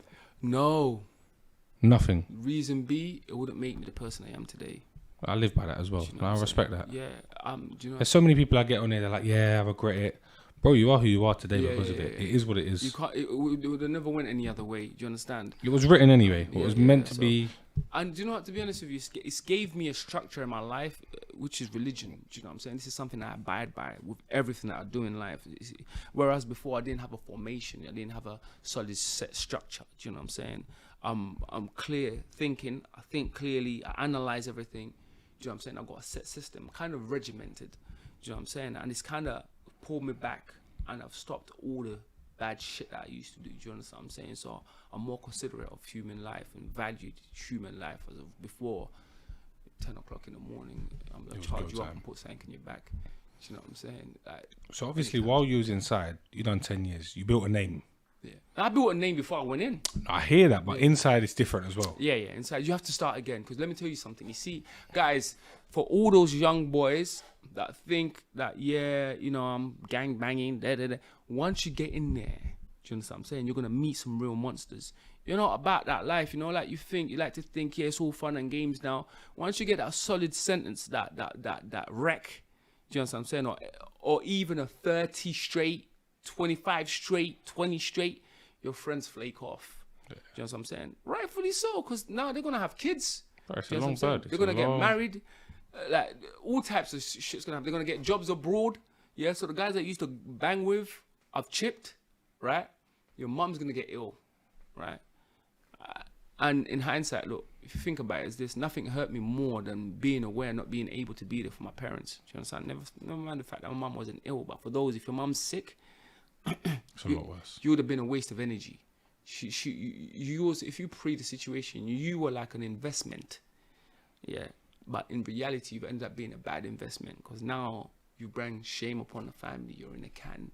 Do you understand? You're not playing your role by supplying for your family. Do you understand what I'm saying? And those that go out and do shit for gal, stay away from all of that nonsense because now the girl that you rid out for, you know, It's banging someone else, blood. I'm saying your girl cheated on you and you've done a madness, right? Your girl's with another man now and you're in there doing a big one. Do you know what I'm saying? Or your baby mum's with another dude. Someone else to taking care of your kids. So you gotta sit down and weigh up the situation before you rush into shit. Because there's more to life than that. You get? So now I'm in the can, right? 10 solid years. I ain't gonna lie. When I got 12 years, I was burning, bruv. I was burning. I remember my Cody saying, I was in the dock. He's gonna laugh if he hears this. I was in the dock here, and obviously my Codys were Christians at the time. So they say, Mr. McGanzy, right? That's my surname. They say, stand up, right? I'm the first one in the indictment. I'm sentencing you to, 5 years for the gun, 3 years for dangerous driving, 10 years for possession of a firearm with intent to endanger life, not entering the yard, 12 years for aggravated burglary. I remember hearing one of my colleagues gripping onto that Bible so tight. You get them little handheld Bibles, the leather one, you hear it going as he's gripping on it, yeah. And I said, 12 years in prison, right? I hear my colleague going, Jesus. Fucking hell, fam. Because it's like being in the slaughterhouse. You just see your man getting mashed up, so you think to yourself, well, what's gonna happen to me? Yeah? Imagine the three of you, yeah? You're in the middle, the man to your left just gets sentenced to 10, 12 years or whatever, innit? Yeah, and you're up for the same sort of charges and that. You think, fuck, what are they gonna do with me, blood? Dude, I'm sorry. Jesus. In my head, I'm thinking, bruv, forget about that right now, bruv. You're in this situation. I'm getting done as one of the guys in the yard. Do you know what I'm saying? Yeah. I didn't even come in there. You're not getting the same as me, fam. That man got 8. They got 8 years. They were out time before me. Yeah, they got 8. Do you know why? Because he had a previous and that, and they know him for guns and all this craziness and that, and obviously he has a reputation and they know he's bust case on a lot of charges beforehand, and imagine the stuff that he's done that they don't know about. So now they're just gonna throw the book at him. 8 years. I was stood up 8 years. I remember being in a circle van with him, yeah, in the van going back to the prison. I'm looking across the little gap. I'm burning. I'm looking at him, yeah. He turns around and looks at me. And he said to me, you took that like a G, though. I'm looking at him thinking, took what like a fucking G? I didn't even do it. Nothing is worse than getting 12 years. Yeah, that's a long bird. I took that, bro. But I remember in the cell that day, I never slept because I was thinking, blood, I was meant to be busting this case. What the hell happened? 2 years down the line, bro. You know that, like I said, they recalled me. They got me back on bail. So obviously the first case was this. 2 years down the line, bro, they gave me a 16. But like I said, a lot of men don't know. I had a trick up my ace up my sleeve. I had a woman that I used to take care of when I was young, growing up. She got into a car crash, right? I didn't know what she used to do, right? When I got out of jail when I was 20, right, she came to pick me up from the house once to take me out for dinner. Yeah. So as she took me out for dinner, I'm sat across the table with her and her family. I was out of nowhere because I never really knew, what she'd done for work. I asked her, "What'd you do for work?" She told me, I'm a judge. Embarrassed. Yeah. She said to me, "I'm a judge, Adam." And at the time I was knee deep in it. I'm thinking, shit. I'm thinking, this can go 2 ways. Do you know what I'm saying? She actually came to court for me. And back to it. She came to court. you know what I'm saying? She had a lot of power. You know, these judges have a lot of power. Yeah. She came to court for me and gave a character reference at a time that I needed a character reference. Remember, I don't have a job. I've never had a job. Do you understand what I'm saying? So trying to find a character reference from somewhere. I asked her. Furthermore, I got my barrister, right, to write to her because I knew her address because I went to her. I went to her address the time that they picked me up, so I remember the address roughly, the road and the area in Essex. So I said to her, write to her and tell her I'm appealing. I didn't do these offences. As far as she's concerned, I was meant to go to acting school. Yeah, I was meant to go to acting schools, which I did try to go to because I thought, yeah, acting would be a bit of fun. Let me try it. You get it? So as far as she's concerned, Adam's a good boy. You know what I'm saying? He's going in new college, studying art and design, and he's going to an acting school that I was meant to be getting into. And as far as she's concerned, until I got out, she thought, you know, other people, negative influences to me, until I actually told her no.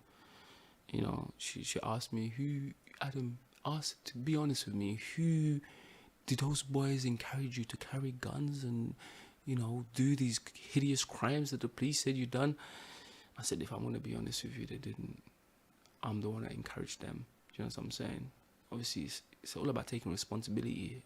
If you ask me an honest question, I'm going to give you that. But anyway, now I'm in jail, right? 16 years, I've been added on to my 12 years. Right, the 2 years didn't count. I'm burning again, right? I'm burning. So this case here was a messy one, but obviously I got a G. And even at the time, the judge told my legal team, tell your client to go guilty now. Because if I find him guilty, I'm going to weigh him off. I'm stubborn as hell, bruv. I'm riding that shit until the wheels fall off. I don't care if the judge himself saw me do it. I didn't do it. Do you understand? I got a G, bruv. Rapid. 16 years. But obviously, you know, I have a feeling that she had something to do with it. Without a shadow of a doubt. She came, you know, the judges all know each other. Yeah, of course. 16 years in. So now, obviously, talk us through the day when you went through and you done the shooting. Sorry? The day where you got caught for the shooting. Yeah. You said you done that, right? Yeah. We done that. Talk us through that situation. What happened? So that situation's I'm in an area. I get a text message. Some young Asian boy tells me, "Yo, my uncle's got some cash." What are you saying? Bro, man, bro, snitching on their family. Dirty world, bro. I'm fucking setting up your own family, you know. Telling you, your best friend. I've had a man try to set up his grandparents for 350k. His grandparents is telling me, don't hurt them though. Do you know what I'm saying? He's saying 100. Bro, you know people like that, are fucked. Yeah. 100.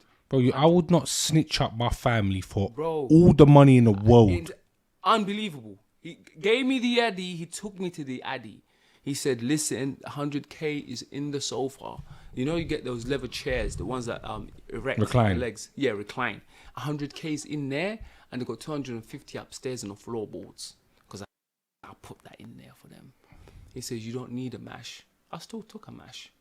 Took the money? No, do you know what's crazy? Fam, I'm an atheist. But you know what? When I hear things like a man trying to set up his grandparents, yo, there's 100 grand in the sofa and there's 250 underneath the floorboards upstairs and that, I think to myself, the devil must exist. That's pure evil.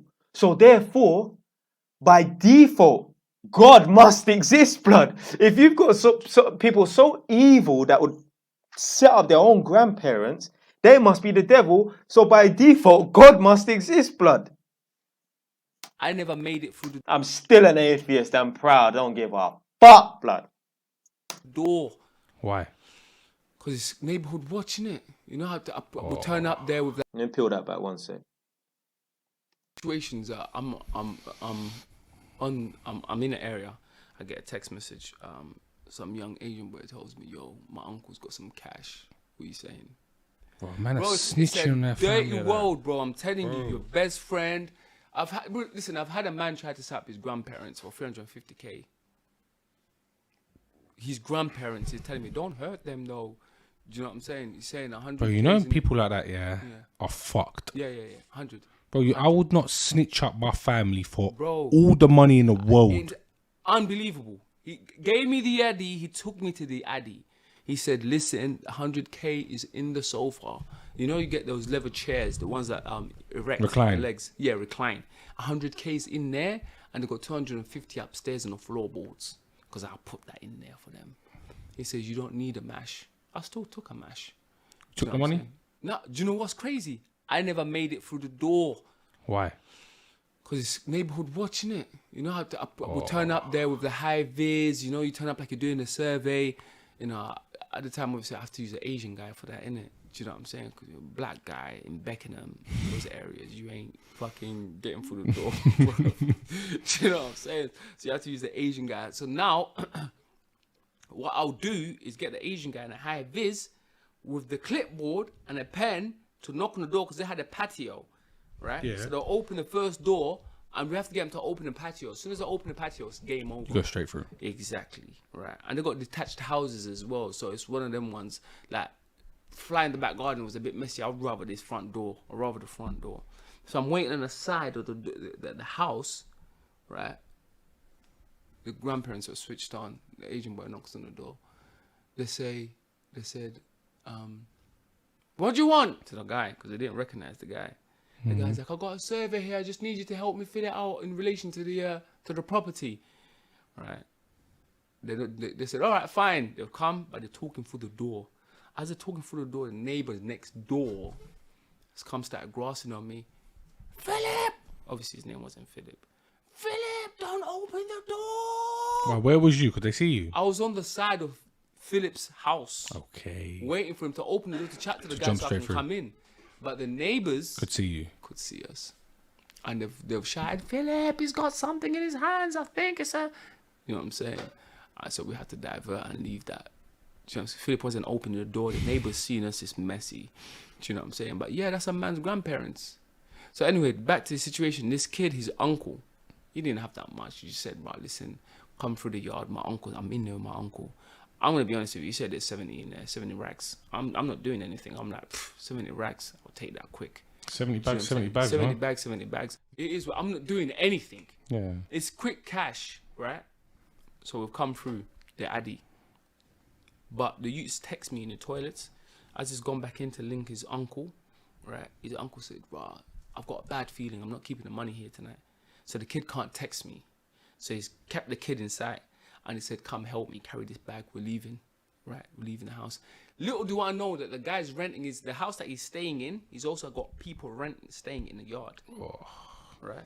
He's also got people staying in the yard. He's got a yard man staying in the yard. A yard man, some big ass yard man. He was seeing a chick from Mauritius, an Asian bird from Mauritius. So when the Asian man's left the yard, the youth never messaged me to tell me, yo, I bought the mission, right? We've come through the yard. And the crazy thing is we come from at midnight. So we come from about midnight, bust the door. The door's open, the lights are on. I'm like, nah, this is surreal. What's happening? So we've crept through. I remember you gave me the details of where the house, where the door is, where the uncle's money is going to be.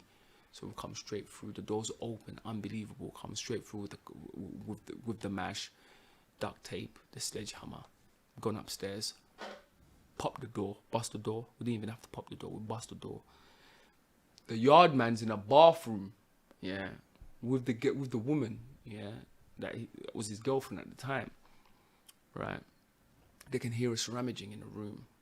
So the yard man's leaped out of the bathroom window, put his boxers on, leaped out the bathroom window, ran back inside the yard, right? Underneath the living room. So now we're at the top, he's underneath. He's crept back inside the living room, right? He's rang feds. Please, there's burglars in the house. Little does you know, there's armed fucking burglars in the house, not just any type of burglars, right? So anyway, he's rang by them. He's got snapped back into the kitchen. This is all in the crime reports. He's got a kitchen knife, armed himself. Right, we searched the bedroom. We didn't find nothing. I'm thinking, we're already here, man. We might as well just flip the whole house. Do you know what I'm saying? The law's already broken here. Yeah, we're here now. It is what it is. I said to one of the guys, search the yard. Search the next room. As you sitting there rummaging, we've heard the chick in the bathroom shitting herself. Right? One of the boys said to me, yo, there's someone in the bathroom. We forced ourselves in the bathroom. The chick was fully naked at the time. She didn't even bother putting that on. Right? And the thing is with me, my issue was I never used to wear masks. Because I'm like 6'4", innit? You see me coming from a mile off, I'm 17 stone, 6'4". So you just roll through bareface? Yeah, I had a bad habit of that. like barefaced, but more time, no one would ever positively ID me. And the thing is, if I'm trying to creep up on you or walk up on you, you know, if I got to shoot you or do whatever I got to do to you, you see me coming from a mile off, a mask off, you're off.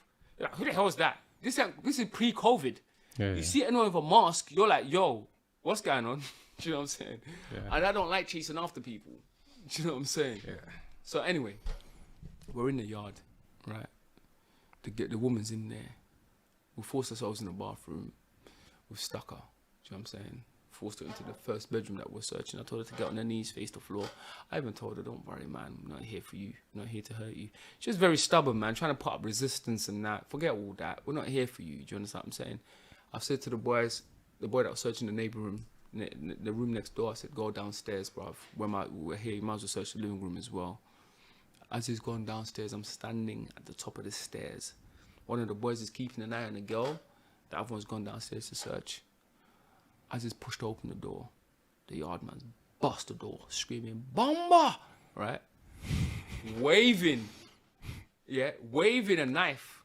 The youth that I was with at the time, he knows who he is. Shit his pants. Shut off screaming my name, in the hallway. corridor, in the hallway. Yeah, screaming my name. So obviously, I thought he said his government there. Say ghost. Bro.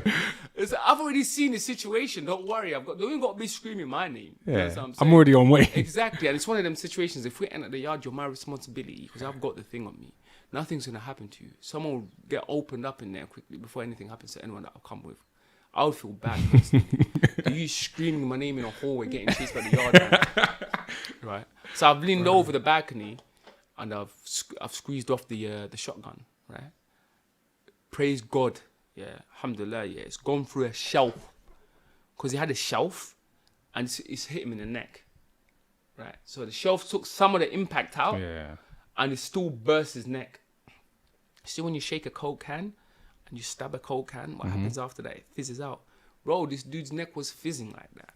He had wooden flooring and everything. He jumped up. I remember his locks done the little, do you know what I'm saying? The little thing like that. Serious. Hench dude shot out the yard, right?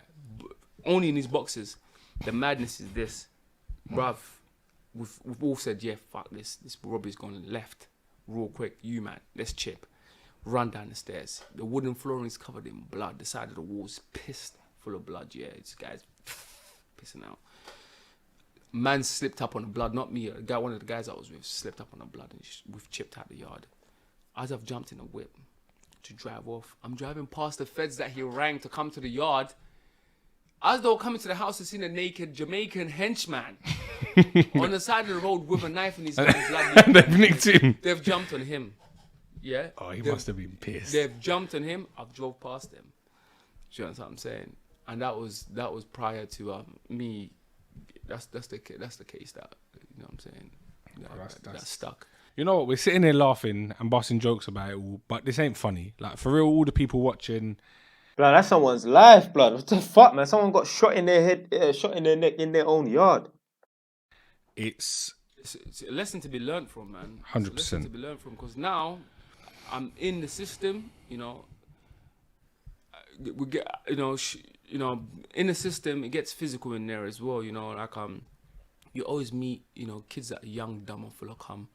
Show something. Right. So this is the part where it's getting really interesting now.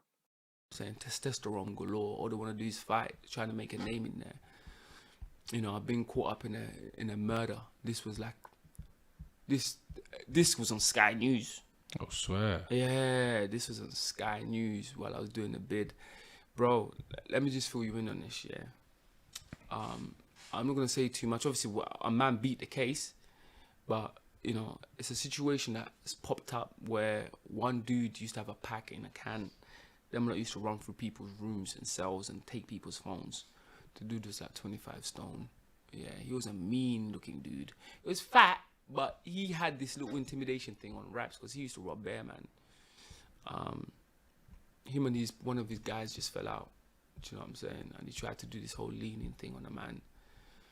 I don't know what actually happened accurately then, but I know that these men got into a physical altercation, which I had to intervene in, because this happened outside prayers at mosque. Anyway, I intervened in that. The big guy didn't appreciate the fact that I've intervened in that, but you know what I'm saying, this is above his pay grade. Do you know what I'm saying? You need to swerve these problems. You got to take them problems over there. Do you know what I'm saying? So he was pissed, he's pacing up and down, huffing and puffing, because one of the youth that I had a situation with has got the better of him, and he's like 12 stone. He's got the better of him, so he's fuming that this has happened. So now I started sending texts, threats, and all that type of stuff. To you? No, not to me. To the other small youth? Yeah, to some next year. I don't know. Obviously, you know, I'm not gonna say too much. You know what I'm saying? So, situations got messy where altercations popped out. Do you know what I'm saying? And the big guys ended up dying. Then and there, blood clot. That was a bad. And you know, he got pitched in front of like 60 man. Can you imagine? 60 man. Ice pick. Can you imagine? You go in there, so for all those young boys watching, you go in jail thinking you're going to be hard, you're going to get into a situation. There's sickos in there, bruv. You get ice picked once in your heart, dead. And now, when the feds, because I ain't going to lie, in that jail, I was a bait head. You know what I'm saying? I kind of mad. I've ranked security in a prison. I was in a prison at the time. I've ranked security trying to get an inmate's address. Yeah. I ranked security in a prison that I was in, pretending to be a police officer. I said, hello, this is Detective Matthew Stevens from Surrey Police. I'm just asking for information. I want to know the information that I've got, you know, for this inmate is actually accurate with what you have on your records. And then they said, yes, what's the name? His name is beep beep. Do you know what I'm saying? Right? So they said 1 minute. They've gone to check, right? As they're checking, they've come back, picked up the phone. I said, hold on. Who's this? Is this you, Meganzi? That's my surname. That's my surname. Is this you? I thought, fuck this. Just locked off the phone. I'm thinking, how the hell did you even recognize my voice? There's so many inmates. How the fuck did they know it was you? Bro, I was active, man. I was active in that gaff. They knew it was me by voice recognition. Right. They've come through the place, nicked me. Oh, do you know what I'm saying? When they nicked, trouble. Yeah, bro. When they've nicked me, right? There was a gay barber at the time, because I made a phone call in his reception. He's dead now, anyway. Innit? You know, I'm gonna unite. He's dead. The gay barber's dead, innit? Yeah. He was pretty cool. You know what I'm saying? So anyway, the security has come on there. They said, yeah, there was a phone call made from this office. We believe it's Mr. Man that made it, right? They're trying to put peer pressure on the barber to say that it was me. And it was me. I can say that now because I'm not in there, right? And yeah, so I'm locked away. So when you get nicked, you get locked in your room. You're not allowed to come out of your room, right? Until the adjudication's finished. So I've sent one of my brethren that was there at the time. He used to go out to the barber's place, yeah? And he used to cut hair. He wanted to learn how to cut hair. And he said to the barber, yo, Mr. Man's saying, like, say that it wasn't him, right, that made a phone call. The guy's shitting his pants. So I said to my brethren, I said, listen, tell my man that you're going to say he touched you inappropriately, right, if he doesn't say that I wasn't in there. Right, so they're all behind my back, the security and the guy, they're putting pressure on the barber to try and say it's me, right? But little did they know the barber sold them out. Do you know what I'm saying? The barber's going to come through and say it wasn't me. Do you know what I'm saying? So anyway, that was a situation that... After the M's happened, I've had a homicide squad on my case. The whole prison knows. I remember when the guy died, the whole prison got locked down. They opened the guy's heart straight away, like opened his chest. Helicopter flown into the prison, tried to massage the guy's heart. Yeah, and the guy. So you really been about it? Huh? You've really been about and done the most. Yeah. Even in a can. That's not the worst. I'm telling you. I'm gonna give you another 1 or 2 more stories as it goes on. So they massaged the guy's heart. The guy's dead. Right. Straight away. The feds have nicked the supposed alleged murderer on the spot. Imagine that. Like, you get nicked for an M. In prison. In prison. You're done. 2 minutes Yeah, you're after that, supposed M's happened. Supposedly. Imagine that. Supposedly. They come through to see whoever's clothes are gripped up. They say, you. Do you get it? So they've nicked Playboy. Do you know what I'm saying? But, you know, he beat the case. So feds are just on my case. You know what I'm saying? Pretending to be OMU. Mr. Adam, you got a visit. Your offender manager wants to see you, and it's homicide unit. You know what I'm saying? Ghost, please, man. Trying to beg me and shit. Pussies. Despite the fact that they put me in here. Now you're coming to me. Do you know what I'm saying? Like trying to send all attractive females to chat to me like I'm some newbie and that. Like I'm gonna turn around and say, yeah, what happened is forget all that. The brother beat the case. Do you know what I'm saying? Innocent. Yeah, as proven. Right? Anyway, 2 weeks down the line, I'm in the shower. So I had a shower that I used to shower in. Right? I had my own corner. Yeah. I'm in there showering. I see a guy, coming to the shower next to me. I'm thinking, bruv, the showers are empty. What? Yeah, go pick some more. I used to be on induction. Yeah, I used to be on induction, so I see everyone that's come through. This dude, out of all the showers, you're gonna come next to me is a grown man. Something's going wrong. Dick swinging. Everyone used to shower with boxes, innit? Like, have some honor, innit? Do you know what I'm saying? And that was irritating me, fam. Yeah, this guy's got his shit out all swinging, water's hitting his shit, right? He's a newbie that's just come. Right, never mind the fact that I've been caught up in this 2 weeks prior to that. So this guy's in the shower next to me, and next man bust the corner. I've never seen this guy before. This guy's like 6'3", right? Steaming, mental health, and you get a lot of people that come through the jail with mental health. You know, like when you go fishing and you catch a horde of fish, like some of the fish slip through the netting. Same thing with people with mental health. Not everyone gets sent to hospital, so they'll have them in prison. Chilling with the normal people, right? And it's for you to have instinct to clock who's the one with the mental health. Because certain people have a glare that you gotta be able to pick up on real quick and go, yeah, swerve him. Do you know what I'm saying? Like that man there will kill you, yeah, and they'll get grounds of diminished responsibility, bruv. Right? They're not responsible for their own actions. So getting into it with a man there, you achieve nothing. It's not worth it. Exactly. On top of that as well, you beat up someone with mental health, whoop-de-doo-dah, bro. You look bad either way, so you just swerve the situation.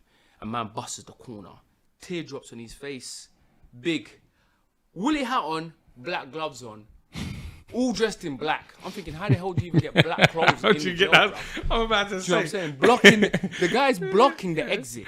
I'm looking at this guy thinking, bruv, I don't even know who is this guy. So the guy turns around and says to my man, the guy that was showering next to me, goes, bruv, I've had enough of your bullshit. This bullshit ends today. It ends today. Never mind the fact I just got caught up in the M. I'm thinking it ends today. What the hell? I'm looking at my shower jaw and shit, right? And he goes, and then do you know what a man says to him? The naked guy says to this guy dressed in black. He says to him, how's this brother dressed in black? Bro, I don't know how we got black clothes in the jail, fam. Yeah, alright, go on. What did the naked guy say to him? The naked guy goes, killer. I turn around, I'm like, what? This guy with teardrops in his face, 18 stone, steaming with mental health, dressed in black, with black gloves on. His nickname's Killer. Yeah? Nah, where's my shower stuff? Right.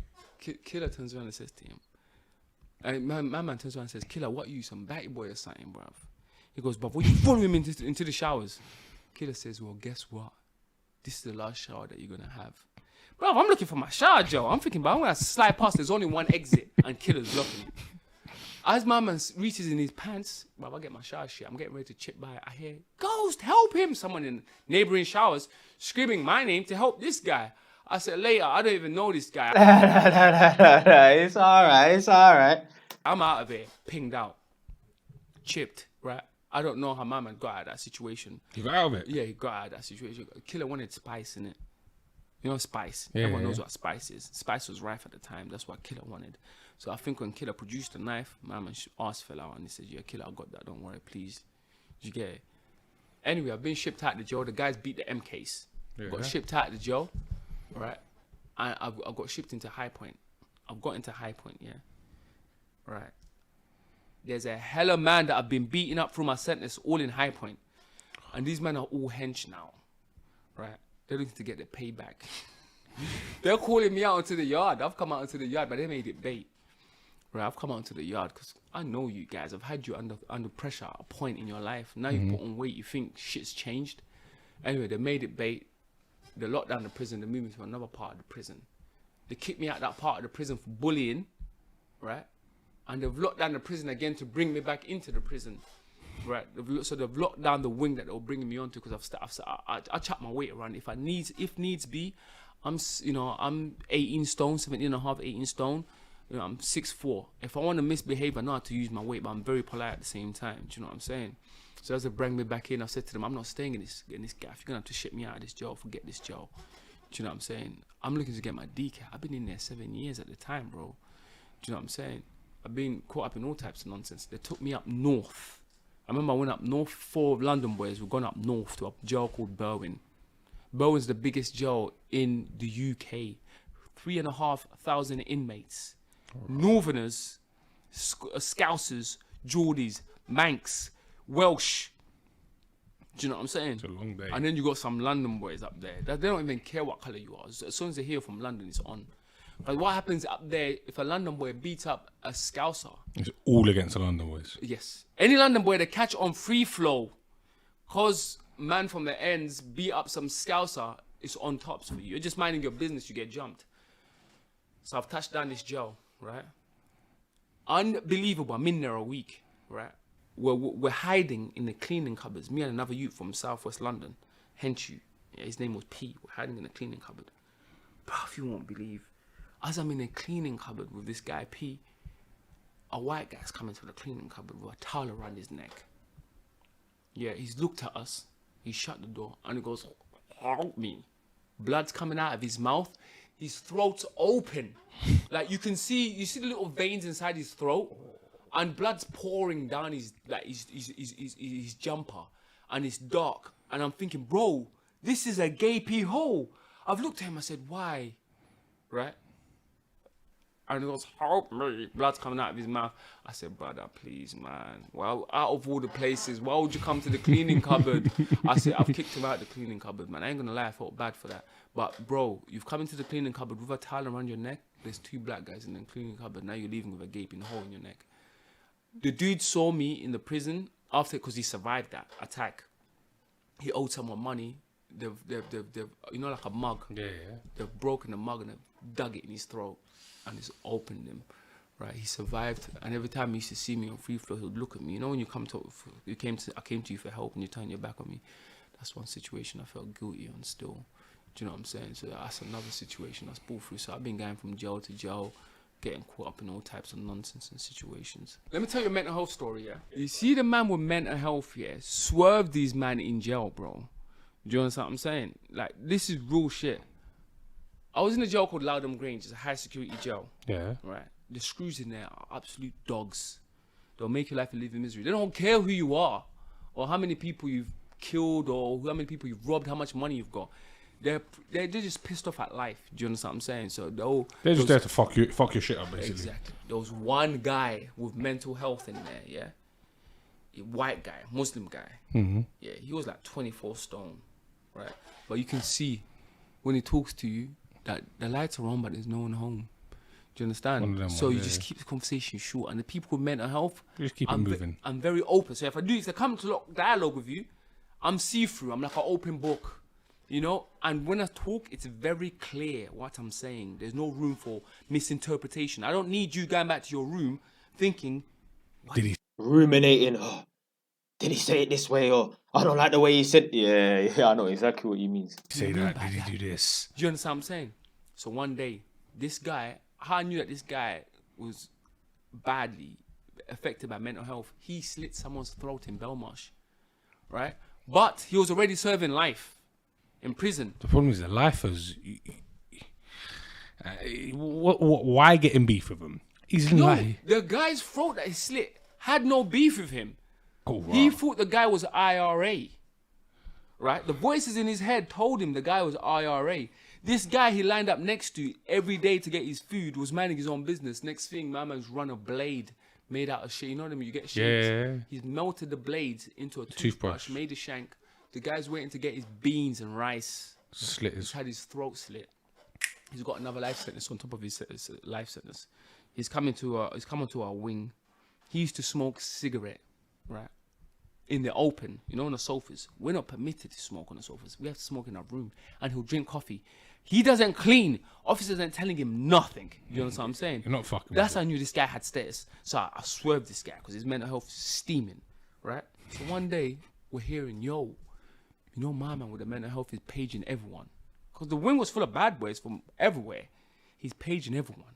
So what he'll do is when your door opens, youth offenders. When you open your door, if you're not ready to come out, you learn from early, you jump out of bed, lock that door. Because if a man flies through your cell, they'll tuck you in while you're in bed and you ain't trying to have none of that. Like, oh, mama was asleep and I flew through his cell and I beat him up.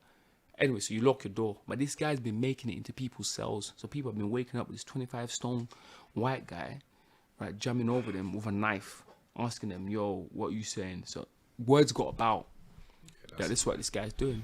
So me and a brethren of mine, I sat there. This guy's kind of like infamous, this dude. I'm not going to put his name out. But if he sees this, he'll know what I'm talking about. We're sat there. We're eating. You see like how you eat in school? Yeah, canteen. Yeah.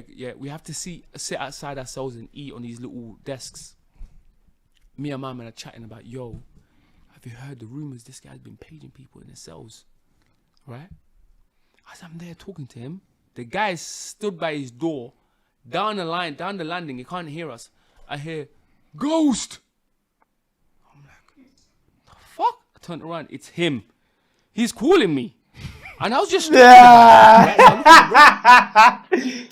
he's like, shit, he's calling me. All the inmates turned around and look at me like this. Right, so I had to get up, go to his cell. Right, so I go to him, I said, yeah, man, what's going on? He goes, come in. His cell's pitch black. Yo. The curtains are drawn. It smells like wet dog in there. Right. That's that white man smell. Wet dog, bro. No disrespect. Black people, allegedly, we have a stale aroma. We have a stale smell about us black people. But some white people, they have that wet dog kind of smell. Right? The only light's coming from the TV. He says to me, come in. So I've looked at him.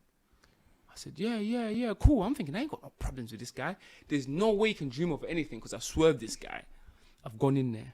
Smart. So I've gone in there. As soon as I've got in there, it stinks. I'm holding my breath at a time as I'm talking to him because it smells so bad in there. The first thing that I did is sat down because I'm 6'4", he's like 6'5" or whatever. I've sat down. I'm less threatening when I sit down. Yeah, you want to make sure that he knows he's a man. I'm less threatening. I sit down. I looked at him. He stood by the door, blocking the door. He goes, I want to chat to you about something. I said, yeah, man, what's going on? He says, the other day, right, I said hello to you, and you didn't reply. I'm like, what? Do you see what he said? When he speaks to these people with mental health, he's concise, he's open book, he speaks with clarity and that, because he don't want someone going back to the soul, ruminating and that. The guy thought that my man ignored him when he was doing whatever he was doing and that. He's gone back to his cell thinking, this guy did he just disrespect me, blood? Nah. That's how it goes. Yeah. What? When? Right now I'm thinking, dude, you're just making things up. You just want to knife me. You just want to kill me, that's it, yeah, right? You just want to knife me and you're making things up, bro. I said, when? He goes, the other day when you was at the gate. The only way I won't respond is if I'm rushing to the gym. In jail, you got to rush to the gym. They open the gate, everyone's got to rush to the gym. You ain't hearing what anyone else is saying. I turned around, I clocked what he was saying. It's today I was rushing to the gym. I turned around, I said to him, no, bro. I said, I was rushing to the gym. Bro, I never heard you. I didn't blank you on purpose. The guy came closer to the bed, reached in his pants, took out his knife, put it on the table, sat down and grabbed his head and he goes, oh, thank God. He goes, because I'm not alright. I haven't been taking my meds, man. I'm sorry. I used to pray next to this guy. So I looked at him and said, yeah, man, sweet. I saw the shank. I said, sweet. Jumped up, shot out of his cell. Went back to the brethren that I was with originally. Do you know what that reminds me of? That's like, imagine, yeah, my girl pulls up in her car outside the front of my house. And I get a whiff that, oh, some white guy has told my girl to move the car and that. But I don't know. Imagine, yeah, I'm cool. Imagine, yeah, I've got neighbours on my road, yeah, who I'm cool with. Because I'm not cool with people on my road, yeah. But let's say, for example, I had neighbours that I'm cool with on my road, yeah. And let's say, for example, one of them phone me and say, yo, Jay, your girl has just had a problem with some white guy telling her to move her car. He wants to park his car there. And I'm thinking, what?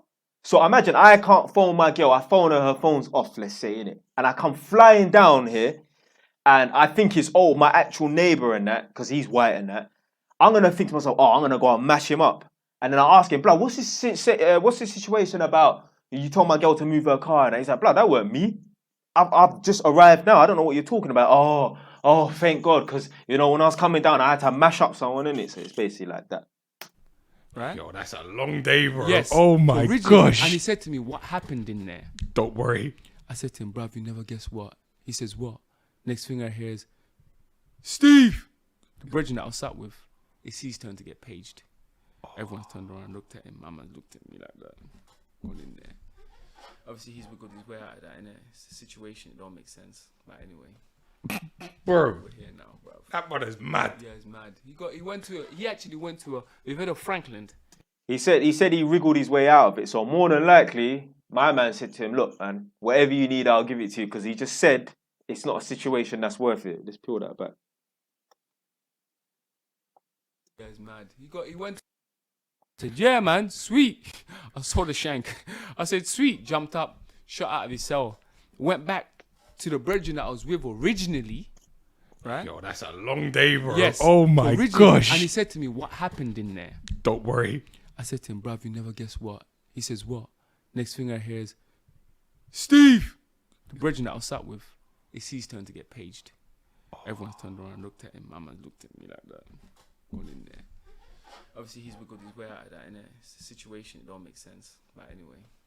So they said it don't make sense. So it's not worth, he thought, hand over the goods, it's not worth, get me, dealing with this fucking maniac that's on his second murder who's got mental health, schizophrenic. Bro. We're here now, bruv. That brother's mad. Yeah, he's mad. He actually went to we've heard of Franklin. No. Franklin's an ACAT prison. Like, that's where the madman are. Madmen are. Do you know what I'm saying? ACATs. Man that are doing 35s.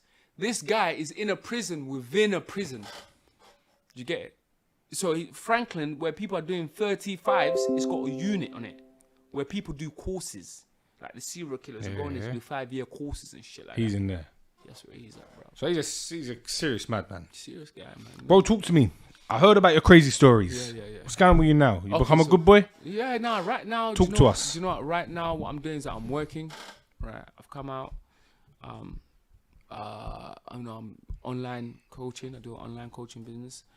I'm also teaching PTs. Yeah. Right, I'm assessing and teaching PTs in a sports academy and also in a university as well. So I'm doing some lecturing in a uni, and I'm also doing some PTing as well.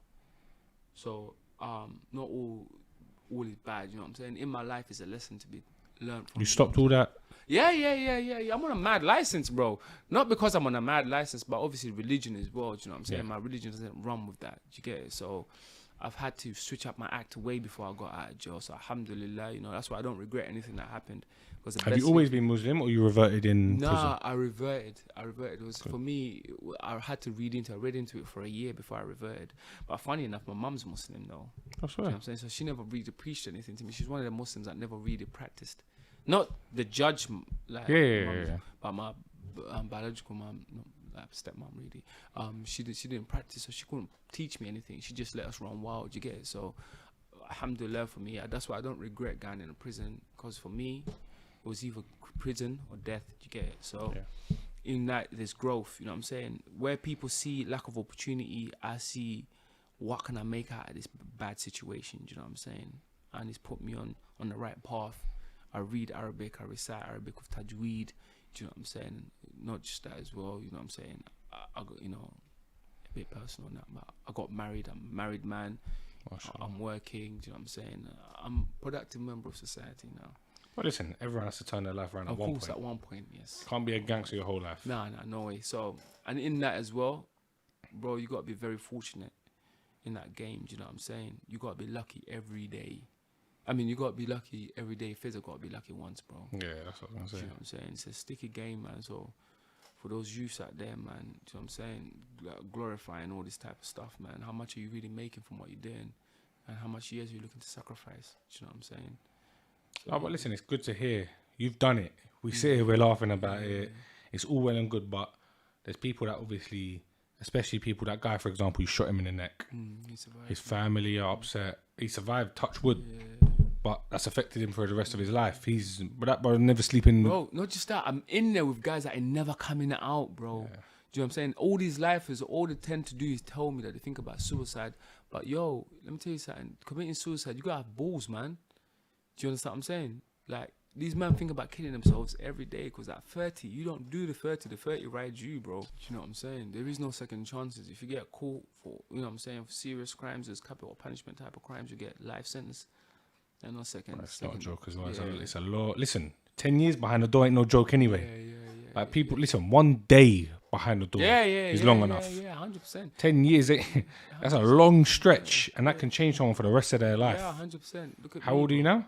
I'm 32 now. So you've done, like you said, a third of your life in there. Yeah, a third of my life in the can, bro. That's not a joke. Yeah. That's not a joke at all. For nothing. And you went in at a time where the whole world was changing. Yeah. I didn't even have to top up my phone when I got out of jail. So from when you went, you must have gone in what? I went in there when 2010.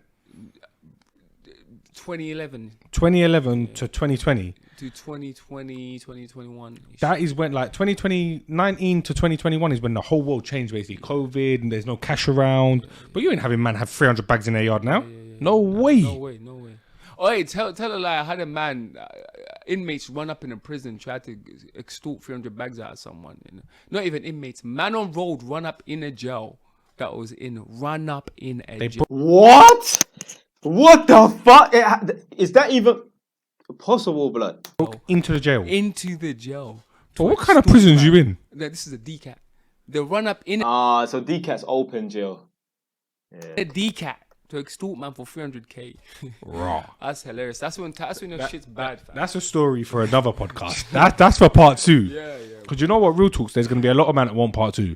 Because I know you've only given me like 100%, fam. Ghost has got too much stories, fam. % of your life, and especially in prison, you've probably got hundreds of horror stories. No, definitely. We ain't got enough time right now because otherwise this podcast could be as long as we want it to be. Of course. But no, listen, genuinely pleasure having you on here. Thank you, man. And I'm glad you're another Muslim brother as well. Thank you, man. All I can say is, you got any advice for the youngsters out there at the minute? Like I'd said, think twice before you act. Do you know what I'm saying? One moment of anger can cause you 100 regrets. Do you know what I'm saying? That's the saying. The Prophet ﷺ says, one moment of anger will cause you 100 regrets. So more time when you're angry, take time, breathe, sleep on it. I guarantee when you wake up the next day, you won't be feeling how you felt the day prior to it. So don't react just based on instinct. Take time and use your head. Well, listen, pleasure having you on the show, and I'll see you back for part 2. Thanks, bro. Guys, make sure you like, comment, and subscribe. And go follow him up on all the socials, link in the description. Thank you. Yeah, that's the realest advice ever. I've seen a white man say it on one video. Never do anything in anger. Yeah, sit and think about your actions. Yeah? There's a lot of man behind the door right now because of one fatal mistake. But anyway, man, that was a fucking good little interview. I will find the next interview about Ghost and do a reaction video to it, innit? Yeah? Alright, that's it for today. Stay wise. Done.